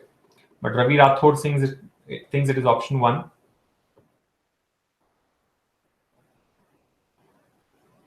Yeah, I think most of you have got option 3. I don't have to read out the names, but 95% of the responses here, almost 95% of the responses here are suggesting option 3. Yeah. So let's take it out. One second.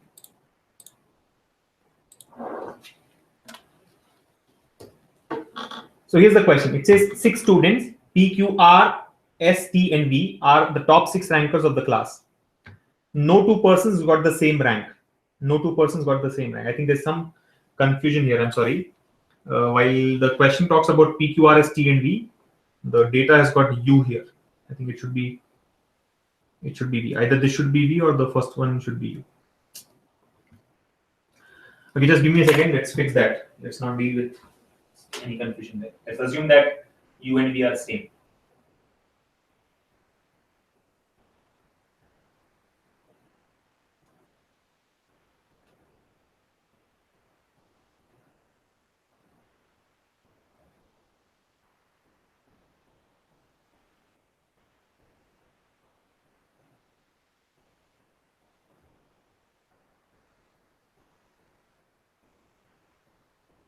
All right.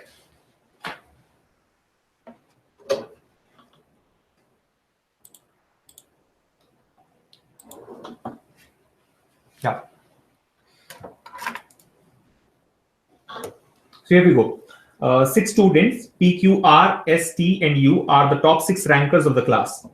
No 2 persons got the same rank. The students who got the highest marks is given rank 1, and the student who got the least marks is given rank 6, who got the 6th rank. Right? So basically, it's about 6 students, P, Q, R, S, T, and U, who are the top 6 rankers. No 2 persons have got the same rank, and you know what is ranking system, right? The one who has got the highest marks gets rank 1, and the one who has got the least marks gets rank 6. Right? So who got the 6th rank is the question. All right. So basically, ranking has to be done here. 1, 2, 3, 4, 5, 6. Let's say, I mean, in this order: 1, 2, 3, 4, 5, 6. So we have to find out who has got the 6th rank, right? That's the question. Now, the data in the first statement says Q got less marks than both R and U. P got more marks than T, but less than S. So Q got less marks than both R and U. P got more marks than T, but less than S. So what do you understand from this, right? The understanding is that Q has got less than R and U, right? And then we know that P got more marks than T, but less than X. P got more than T, but less than S. So P is greater than T, but P is less than S. P is greater than T, but P is less than S, right? P is greater than T, but P is less than S. So will statement 1 alone help us get the answer? See, the advantage that we have here is the question says who got the 6th rank. 6th rank is the last rank. Who has scored the least marks? Now, if you go back to our ranking and ordering video, in model number 6, we have discussed that whenever we have to find out the extreme position, either the left extreme or the right extreme, like in this case, we have to find out the right extreme, right? It is a lot easier to find out the answer. What do? See, he's asking us to find out who has got the least marks. Well, we may not know who has got the least marks. We can definitely check who has not got the least marks. Who has not got the least marks? Like, for example, the persons are P, Q, R, S, T, and U. According to statement 1, P got less marks than both R and U. P got less marks than both R and U. So definitely R cannot get the least marks, and U also cannot get the least marks. Yes or no? Q got less than R and U both. So R cannot be the least one. Why are we referring to the least person? Because 6th rank refers to the least person. I mean, the person who has got the least marks. Yes or no? Rank 6 means the person who has got the least marks. So R is not the one who has got the least marks. U also is not the one who has got the least marks. P got greater than T. The fact that P has got greater than T, we can conclude that P is not the one who has got the least marks. And P got less than S. P got less than S. If P has got less than S or S has got more than P, then S has not got the least marks. S has not got the least marks. Now there are 2 possibilities. Either Q is the answer or T is the answer. Either Q is the answer or T is the answer. Are you able to follow? Are you able to follow? From the data, we know that Q got less than R and U. So R and U cannot be the least ones. So R and U are eliminated. We know that P got greater than T. So P cannot be the least one. And S got more than P. So S cannot be the least one. Either Q or T. So the conclusion from statement 1 is either Q has got least marks or T has got least marks. Do we have the definite answer? No, we do not have the definite answer. Yes or no? Do we have the definite answer? No. So statement 1 alone is not sufficient. Statement 1 alone is not sufficient to get the answer. Right? Look at statement 2 now. Statement 2 says Q got the second lowest rank and U got the second highest rank. R got less marks than P. So for statement 2, if I have to do the arrangement 1, 2, 3, 4, 5, 6 position, right? Let's say this is rank 1, 2, 3, 4, 5, 6. Q got the second lowest rank. Second lowest rank is 5th rank. Q got this rank. And U got the second highest rank. U got the second highest rank means U got the second rank.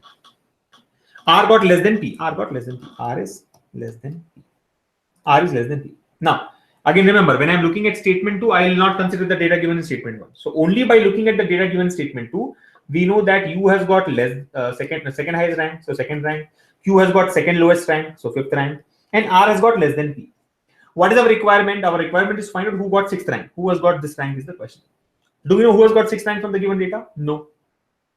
There can be many possibilities here. R is less than P is the only piece of other information available with us.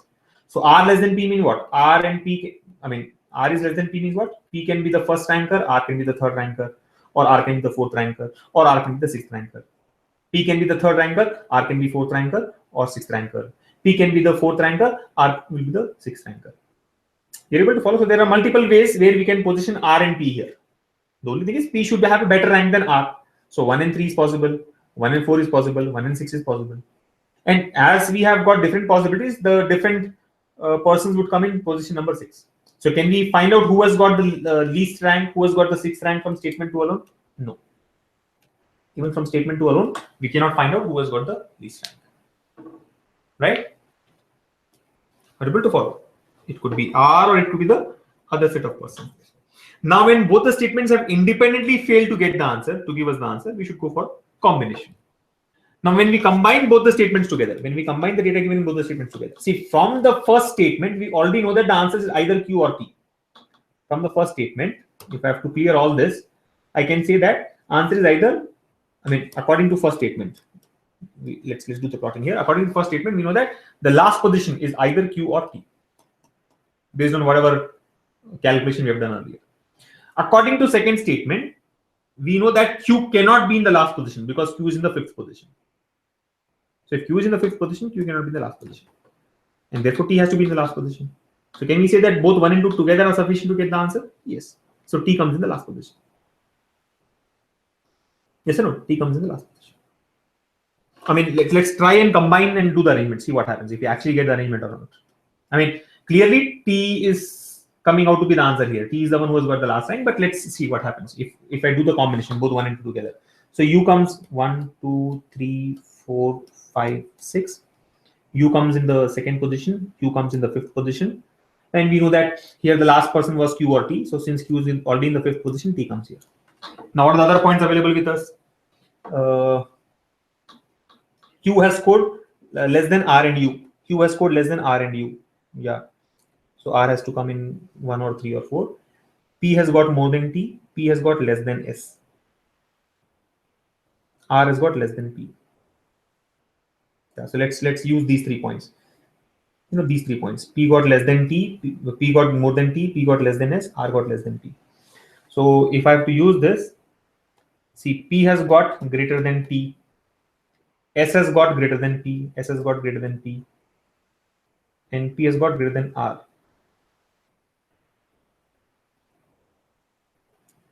P has got greater than R. So P has got greater than R means obviously R would come here and then T because T has already taken the last position. So between S, P and R, the order is this. Forget about T. Between S, P and R, what should be the order? What should be the order? S has got more than P and P has got more than R. So if S has got more than P and P has got more than R, S should come here, P should come here and R has to come here. So SUP, RQT is the final order based on both 1 and 2 together. So who has got the last rank? T has got the last rank. However, remember when you're solving it in the exam, you don't have to do the whole arrangement because the question says who has got the least marks, who has got 6th rank. That very easily can be established just based on the fact that Q and T were supposed to be one of the last persons according to statement 1, and according to statement 2, Q is in the 5th position. So T is left out for the last position. Without doing the complete arrangement, you can say T is the answer. Anyway, the whole point is both 1 and 2 together are required for us to get the answer to this question. So it should be option 3. Both statements 1 and 2 taken together are sufficient to answer the question. Followed? Clear, all of you? Can we move to the next one? I think we're already at 7:30. We have not even 7:30. We're at 7:40, 45, right? So we have just about 15 minutes left. While there are like a lot of other questions that we have from the previous papers, but my idea is to solve, typical ones like what we've done now, data sufficiency or coded inequalities, or what did we do in the beginning? What were those questions, coding and decoding, etc. Because we have done enough of arrangements in the past and we have got the biggest takeaway, right? Skip those questions. Solve the easier ones first, and if time permits, try out the other ones. So I think we can now move to the next one. I had 3 questions on data sufficiency. Let me just clear this and present the next question to you all. Okay. Just a second. Okay. So here we go. I think the next question, let's take something from coded inequalities.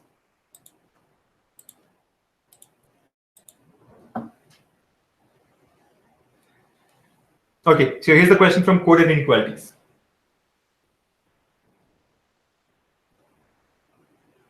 Try this. 1 minute for this one, and I think then we will move to something interesting, what is called a data flow diagram, which was asked last year in the SBI PO exam.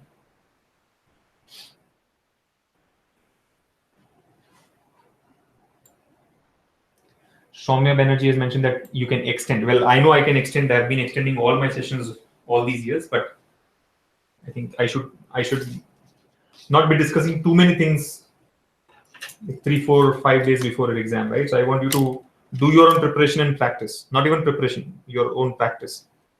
So we'll close at 8 o'clock. Don't worry.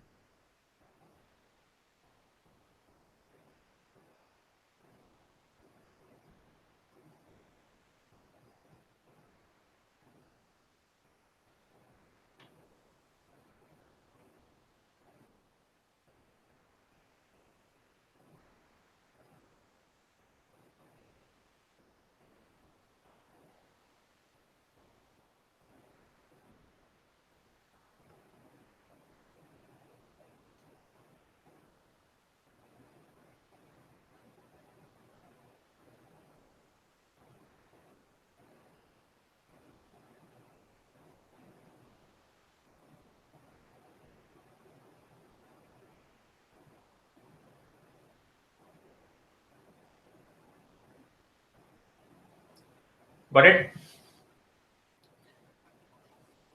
All right. So time is up. Let me just look at responses. Option 3 again, right? Looks like 3 is the favorite response for most of the questions today. But a lot of you are, many of you are confused between 3 and 2. So Anil Kiran has got 2, Deepak has got 2, Arup has got 2, but Sai Kiran, Priyanka, Balaji have got 3. On the other hand, we have Athira and Naveen who have got 3. Ravi, Vandana, Manoj, Preeti, Prachi have got 3. Roshni have got 2. Harshit has got 2.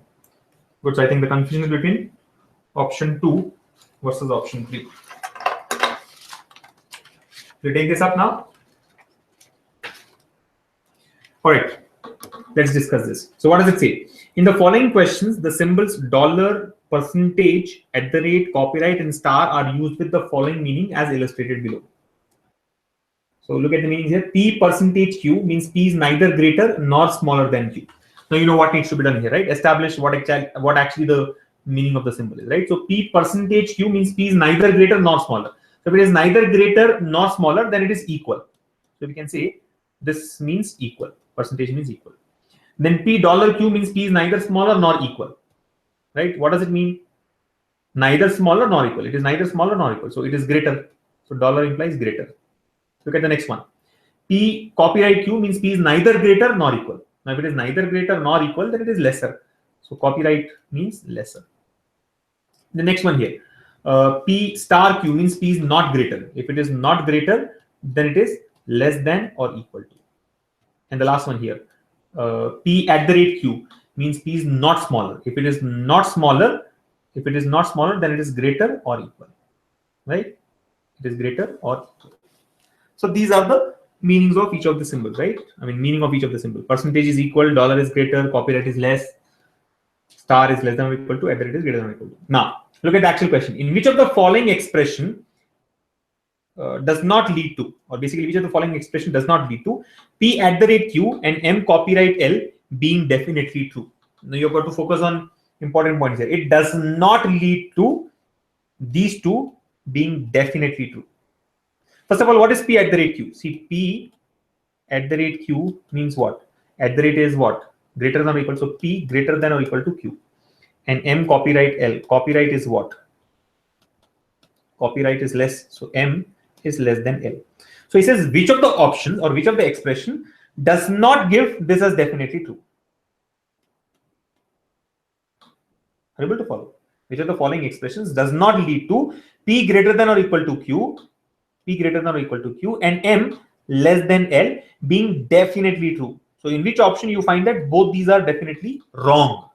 See, negative into positive is negative, right? It's like that. Does not true. I mean, it's not true. It's not true means it's false. So in which of the following options do you find that both these are definitely false? Both these are definitely false. Let's just check. So P at the rate R at the rate Q. At the rate is what? Greater, right? So P greater than or equal to R greater than or equal to Q. Now P greater than or equal to R greater than or equal to Q means what? P greater than or equal to Q. Yes or no? This implies P is greater than or equal to Q, which is what we don't want. We don't want P to be greater than or equal to Q. Remember, it should not lead to P greater than being Q, P greater or equal to being Q to be definitely true. But then option 1 gives P greater than or equal to Q, which means this is wrong.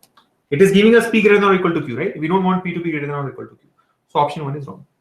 The fact that option 1 is wrong means option 2 is also wrong, because here also we have got same symbols, at the rate and at the rate, right? So greater than or equal to greater than or equal. So option 2 also is wrong.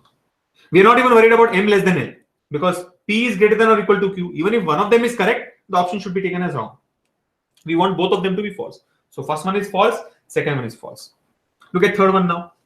P copyright R at the rate Q. Copyright is what? Less than. So P less than R at the rate is greater than or equal to. So from this, what do we understand? P less than R greater than or equal to Q. P less than R greater than or equal to Q means what? Definitely, if you look at this, P greater than or equal to Q is wrong. Now, I don't know what the actual relationship is. Basically, we say that relationship cannot be established. I mean, between P and Q, we have got dissimilar inequalities. Dissimilar inequalities means what? P can be greater than Q, it can be less than Q, or it can be equal to Q. Right? So relationship cannot be established. But the point is, definitely P is not greater than or equal to Q. I mean, that's not definitely true. Yes or no? That's not definitely true. So the first part is satisfied. Look at the second part now. And I'm not worried about the connection between Q and M. This is not needed. I mean, are you able to follow? This connection between Q and M is not needed, because the next establishment is between M and L. So just try to connect M with L. Star is what? Star means what? Star is less than or equal to. So M less than or equal to N, N less than or equal to L. What else does it mean? M less than or equal to N, less than or equal to L. Means M less than or equal to L. Yes or no? M is less than N, less than or equal to N, N less than or equal to L. Which implies M is less than or equal to L. Now, we don't want M less than L to be definitely true. Yes, M less than L is not definitely true. It can be less or it can be equal. Are you able to follow? It clearly meant that P is not greater than or equal to Q, and it means that it means that M is less than or equal to L. Implies M less than L is definitely wrong. I mean, M less than L is definitely wrong. M can be less or equal. So I think option 3 makes both these to be false. So option 3 is the answer. Right? I hope all of you have followed that. Clear to all of you? We don't want P to be definitely greater than or equal to Q and M to be definitely less than L. Option 3, we clearly see that P is not greater than or equal to Q and M is not definitely less than L. M is less or equal to L. Right? You have to be clear with the usage of the words there, right? Should we go to the next one? I think what we'll do next is take that data flow diagram based question, right? Let's choose that.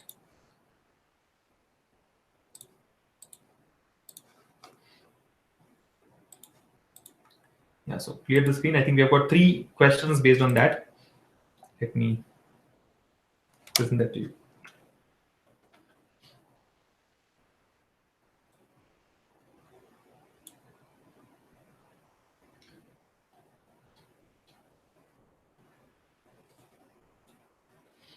All right. Pratibha says does not lead and definitely true is confusing. Yeah, so I think easy way to understand, right? You know that positive into positive is positive, positive into negative is negative, negative into positive is negative, negative into negative is positive. So does not lead definitely true. Does not is negative. Definitely true is positive. Negative into positive is negative. So it should not be true. Does not lead to be definitely false. So it has to be true. You're getting it. Maybe you can play with that and understand what are the different outputs that we get. Yeah. Like for example, if it says it leads to these two being definitely true. So leads to positive for them to be true. Positive. Positive, positive is positive. So which of the options gives that? These two are definitely true. That's what we need to look at. Yeah. Shall we go for the next one now? Are you all ready? The last question for the session today. We'll take up that data flow diagram, which was supposedly asked in the last year's SBI PO main exam. Shaumu Bennett says, what if some options leads to not definitely true, but probably true? That's what happened, right? In this third option, if you see, M less than L is probably true, but not definitely true. Or, sorry, M less than or equal to L is probably true, but not definitely true. Definite is definite. I mean, that's why the word is important, right? I told you, each word you have to focus on. Definitely true. Those two have to be definitely true. So if it is probably true, then you can't take it. It has to be definitely true.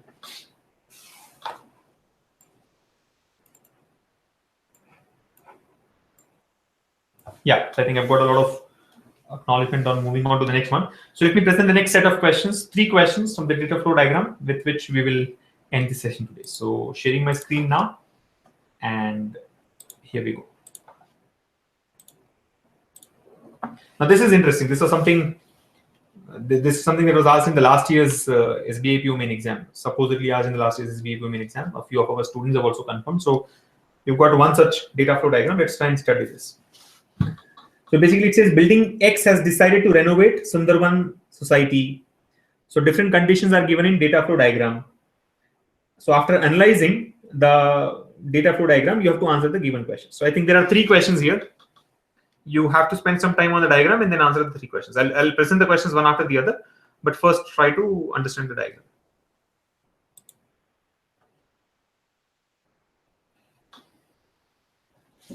So you can see the diagram, right? This is like a flow chart. So builders will ask for permission to the people of society. The people of society, there are 2 possibilities. Either 70% of them agree or only 30% of them agree. That's the case is given. If 70% of them agree, then the decision is yes. Then next step is to hire some architects. Then next step is to ask them to vacate the building. Then next step is vacate the building for 1 year or vacate the building for 6 months. If it is for 6 months, then renovation has to be started. Then completed in 6 months. If it is completed in 6 months, then people start shifting back. If it is no, then take 2 months of extra time. And after that, people start shifting back. Then once people start shifting back, they check for the renovation of work. Renovation of work will be checked by the people of society. And then the renovation is valid for 10 years. And then again, it goes back to the builders after 10 years. And then again, the same thing continues. If only 30% people agree, then they stop. Then they stop, and that's it. It stops there. Here's the end. And if the building has to be vacated for 1 year also, it stops. Right? I mean, people will not leave the society for more than 6 months. That's the point from the diagram here. So I think you can see the diagram, right? Okay, flowchart is not visible. I was expecting this, but I don't think we can expand the size further, guys. You kind of try and adjust the picture resolution. I'm sure that should help. There is a settings button on the bottom right of your video screen, right? Go to that settings button, optimize the picture resolution, and then you can go full screen. In the full screen mode, you'll be able to see the bigger picture.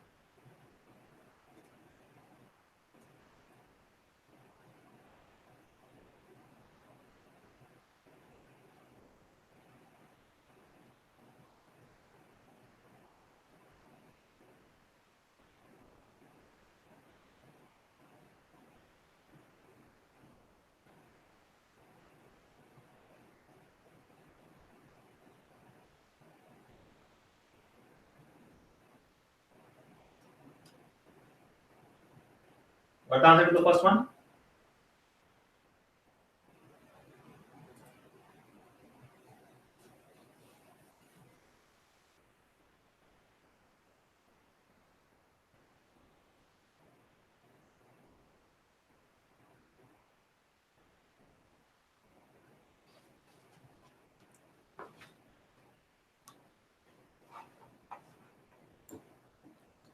Option 3, huh?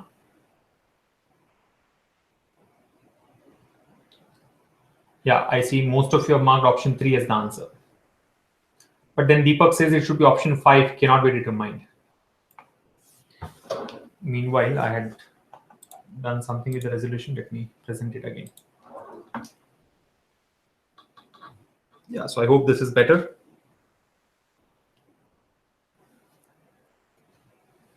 Option 3, yeah, looks like all of you got option 3. At least 95% of you got option 3. Sachin Singh has also marked option 5, cannot be determined. And those who all have got option 3 are actually saying that after taking permission from the people of society. All right.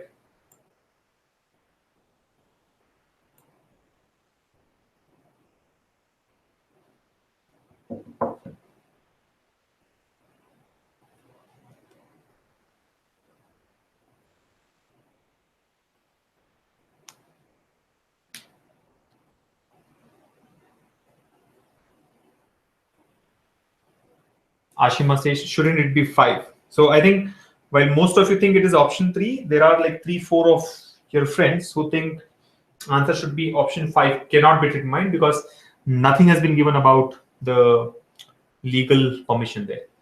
And John Master has been very clever. He says it should be either 3 or 5. That clears all the confusion, right? Either 3 or 5. The examiner will not decide which is the correct answer and give him only half of the mark. John, give us one answer. All right, so let's take this up. Let's see. Now look at this. It says building X has decided to renovate Sundarban society. Different conditions are given in data flow diagram. So after analyzing the data flow diagram, you have to answer the given questions. Now look at this data flow diagram, right? What we see on the left-hand side of the screen is the data flow diagram, right? So look at what happens here, right? I mean, like it's like a closed diagram. So start from some appropriate point. Like for example, builders, right? What do builders do? Builders will ask for permission. Ask for permission. Ask for permission to whom? To the people of society. So builders will go and ask for permission to the people of society. Now there are two possibilities. Either 70% of them will agree, or only 30% of them will agree. This is about renovation. I mean, very clearly they've given that they've decided to renovate the Sundarban society or Sundarban society, right? So the builders will go and ask for permission to the, this is about permission. They'll ask the people of society. Either 30% of them agree, or 70% of them agree, right? Now, if 70% agree means overall they're in agreement. I mean, majority is in agreement, so they can go ahead for the next step. Yes. What's the next step? They'll hire some architects, right? Hiring will begin. They'll hire some architects. After they hire the architects, they'll ask the society people to vacate the building, right? Because architects have come, renovation should start, and they have to vacate the building. So then the vacation process starts, right? The vacation for, I mean, there are like two possibilities here, for 6 months or for 1 year. Now, it looks like if it is for 1 year, then no, they're not going to vacate. I mean, if you tell them that the renovation is going to take 1 year, then they will not vacate. And then the process stops. So even if 70% of them have agreed, and after agreement, if you say, boss, we need 1 year to renovate, they will say, don't do it. We cannot vacate for 1 year. Maybe we can vacate only for 6 months. So if they have to vacate for 6 months, this is 1 year. Here is 6 months, right? Now, if they have to vacate for 6 months, then what happens? The renovation starts, right? The renovation starts here. I'm just rewriting this so that we can, right? Then the renovation starts. The renovation starts, it completes in 6 months. There are two possibilities. Either it completes in 6 months, right? Either it completes in 6 months here. If it completes in 6 months, what happens? People will start shifting back, right? People will start shifting back. Those who had vacated will start shifting back. And after shifting back, what they will do, the next step is they will check the check of renovation work by the people of society. Then the checking would happen. Yes or no? Then the checking would happen. After the checking, they will confirm that yes, this renovation is valid for 10 years. right? It is valid for 10 years. And after 10 years, again, the builders will come and ask for permission, and that cycle continues, right? Now, what are the other possibilities? If the renovation does not complete in 6 months, if it does not complete in 6 months, then what happens? Then they take 2 months of extra time. Then they will ask for extra time. That renovation is not over. Please give us extra time. 2 months of extra time. In those 2 months, they'll finish. After finishing, again, the people will start shifting back. After they shift back, they'll check. They check and they validate. It is valid for 10 years. After that, again, builders will come for 10 years after 10 years and take permission. And that whole cycle continues. So basically, this is the flow. You've understood? I can clear this now, having run through it once, right? This is the flow. So basically, builders will go take the permission from the people of society. Either 70% agree or only 30% agree. If 70% people agree, renovation can be started. So they will hire the architects. After hiring the architects, they'll ask the people to vacate the building, right? If building is to be vacated for 1 year, they will not agree to it. Renovation stops. I mean, the whole process stops. If it is 6 months, they'll agree. They'll vacate. Renovation starts. It is completed in 6 months. Then people will shift back. They'll check the renovation, which is valid for 10 years. Again, the builders will come after 10 years and cycle continues. If the work is not completed in 6 months, then they will ask for extra time. Because anyway, now they have vacated, right? Now they cannot say that we'll come back. It has to be completed. So they'll ask for 2 months of extra time. And after that, shifting starts again, and so on. If only 30% of the people agree initially, then it stops. Then it stops because people are not in agreement, right? A majority is not in agreement of renovation. Then the process stops there. Maybe if it has to be made more complex, then maybe they can say that builders will try to convince again.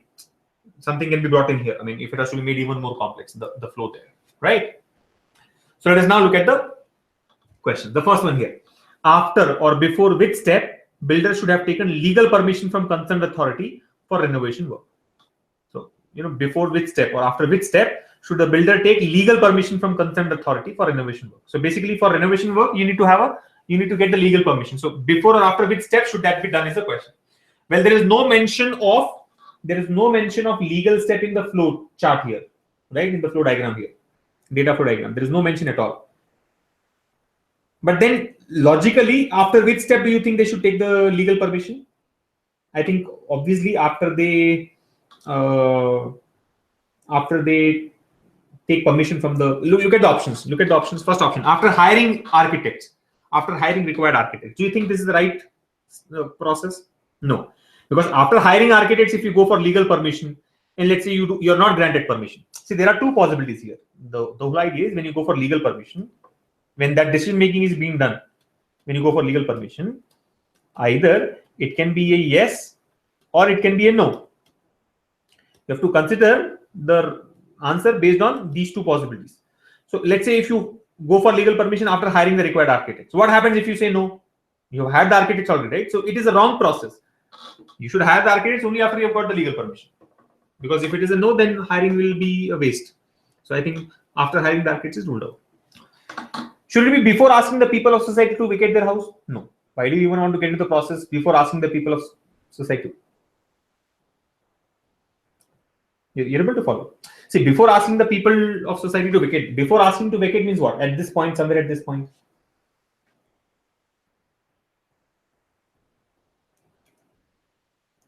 Right? Before asking the people. See, before asking the people to vacate is as good as after hiring the architects. You're able to follow.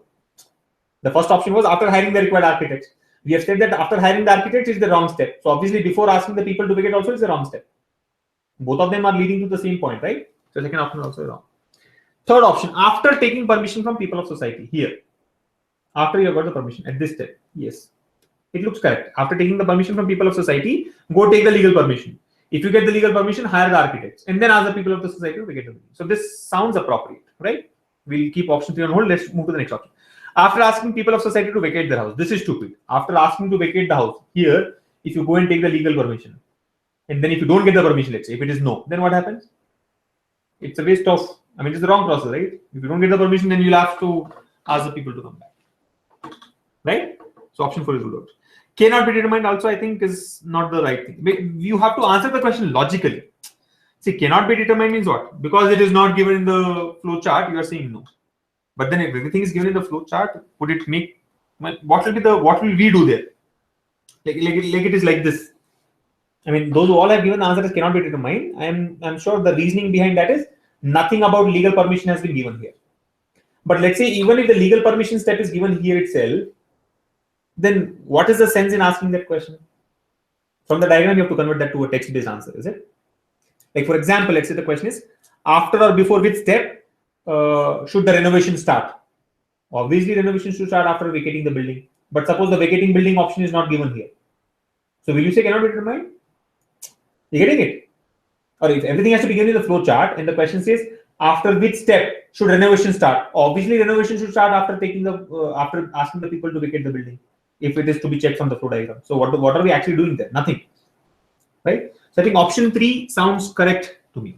Option 3 is more appropriate, right?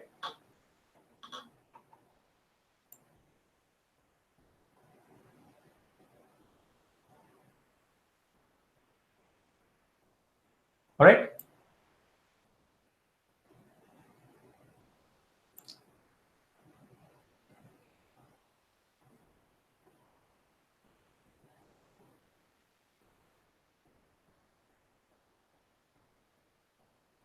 Can we go to the next one?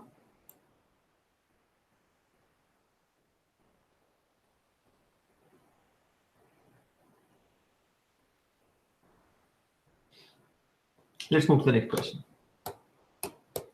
Here's the next question. Which condition is sufficient to make sure that renovation work will be completed in 6 months? Which condition is sufficient to make sure that renovation work will be completed in 6 months? So, we are at this step, right? 6 months, completed in 6 months. So which condition is sufficient to make sure that this will become a yes? How will this become a yes? What condition should be taken to make sure that this is completed in 6 months? So first option says concerned authority are regularly visiting to renovation site for cross check of work. Yeah, looks like if the concerned authority regularly visits the site for check of work, then they can make sure that it is completed in 6 months. If anything is like falling behind, they will expedite that, right? Anyway, let's keep option 1 on hold. Move to the next option. Builders are planning to make renovation valid for 15 years. I think this is nowhere related, right? Builders are planning to make the renovation valid for 6 years, as against 10 years, 15 years. No. If you want the renovation to be for 15 years, that doesn't make sure that it gets completed in 6 months, right? Data insufficient. I don't know. Data is insufficient. Can we say insufficient? Because condition. Which condition is sufficient to make sure that renovation work will be completed in 6 months? Is the data insufficient? Well, again, logically, I think option 1 is correct, right? Look at option 4. People of society have given ultimatum to builders to complete renovation in 6 months. Otherwise, they'll go on hunger strike. This is funny. I don't think option 4 is the answer. People have given an ultimatum to the builders that if you don't complete in 6 months, you'll go on hunger strike. So does that make sure that work will be completed in 6 months? No. If hunger strikes are solving the problems, where our nation would have been today, right? Of course, we have got our independence through hunger strike. That's a different story, but not really always, right? It doesn't work always. None of this anyway is always a choice there. I think option 1. I would have marked option 1. I'll be very honest. These questions are new to even me, but I would mark option 1. That concerned authority, if they regularly visit the renovation site, then Nayan has asked the question again that do we have to answer the question logically or strictly follow DFD? See, if strictly the DFD has to be followed, answer to this one also will be data insufficient. To the previous one, it will be cannot be determined. Right? Strictly if you have to go by DFD. And strictly if you have to go by DFD, then there is nothing left for us to do. What are they trying to test? Right? Again, option 1 is not the mandatory condition, but to be honest, I think I am confused between 1 and 3, but I am more inclined towards 1, or maybe 3. I'm actually confused if you ask me. Which condition?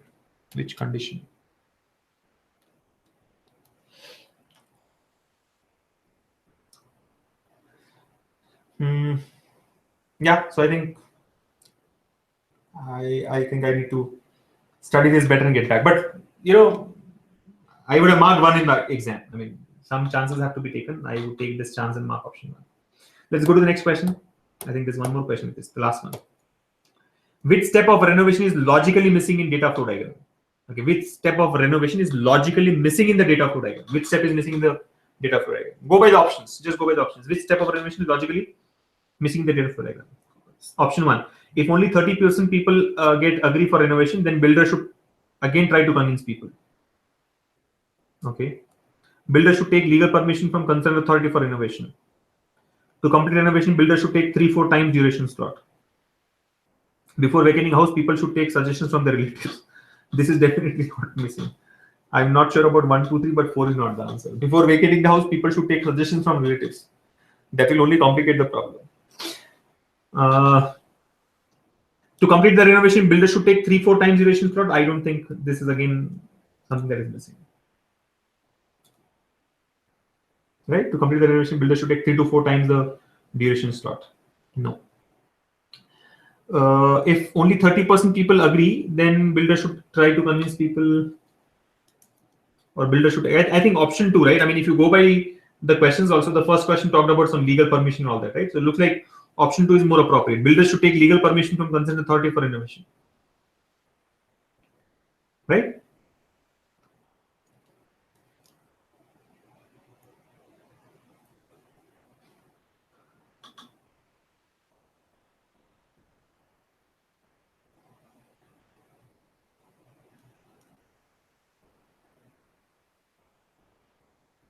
But I think option 1 also sounds correct.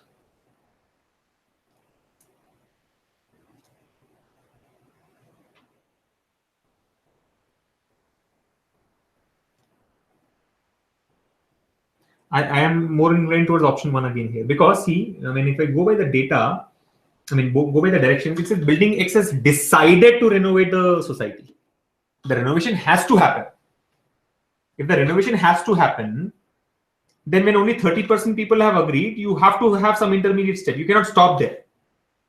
See, when there is only, when are we stopping?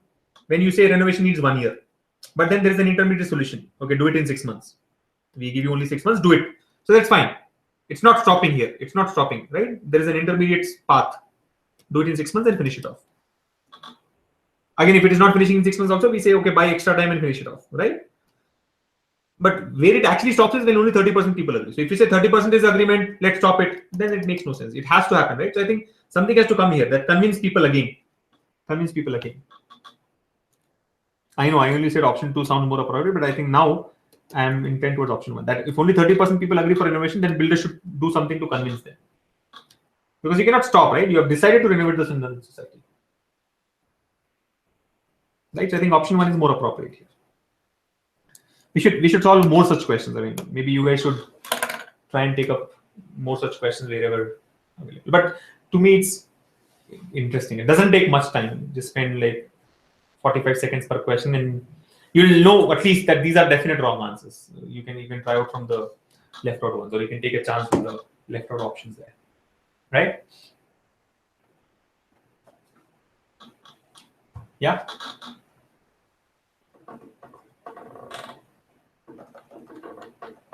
Has this, okay, Rudra Mohanty has asked a question that it has decided signifies that they have taken legal permission.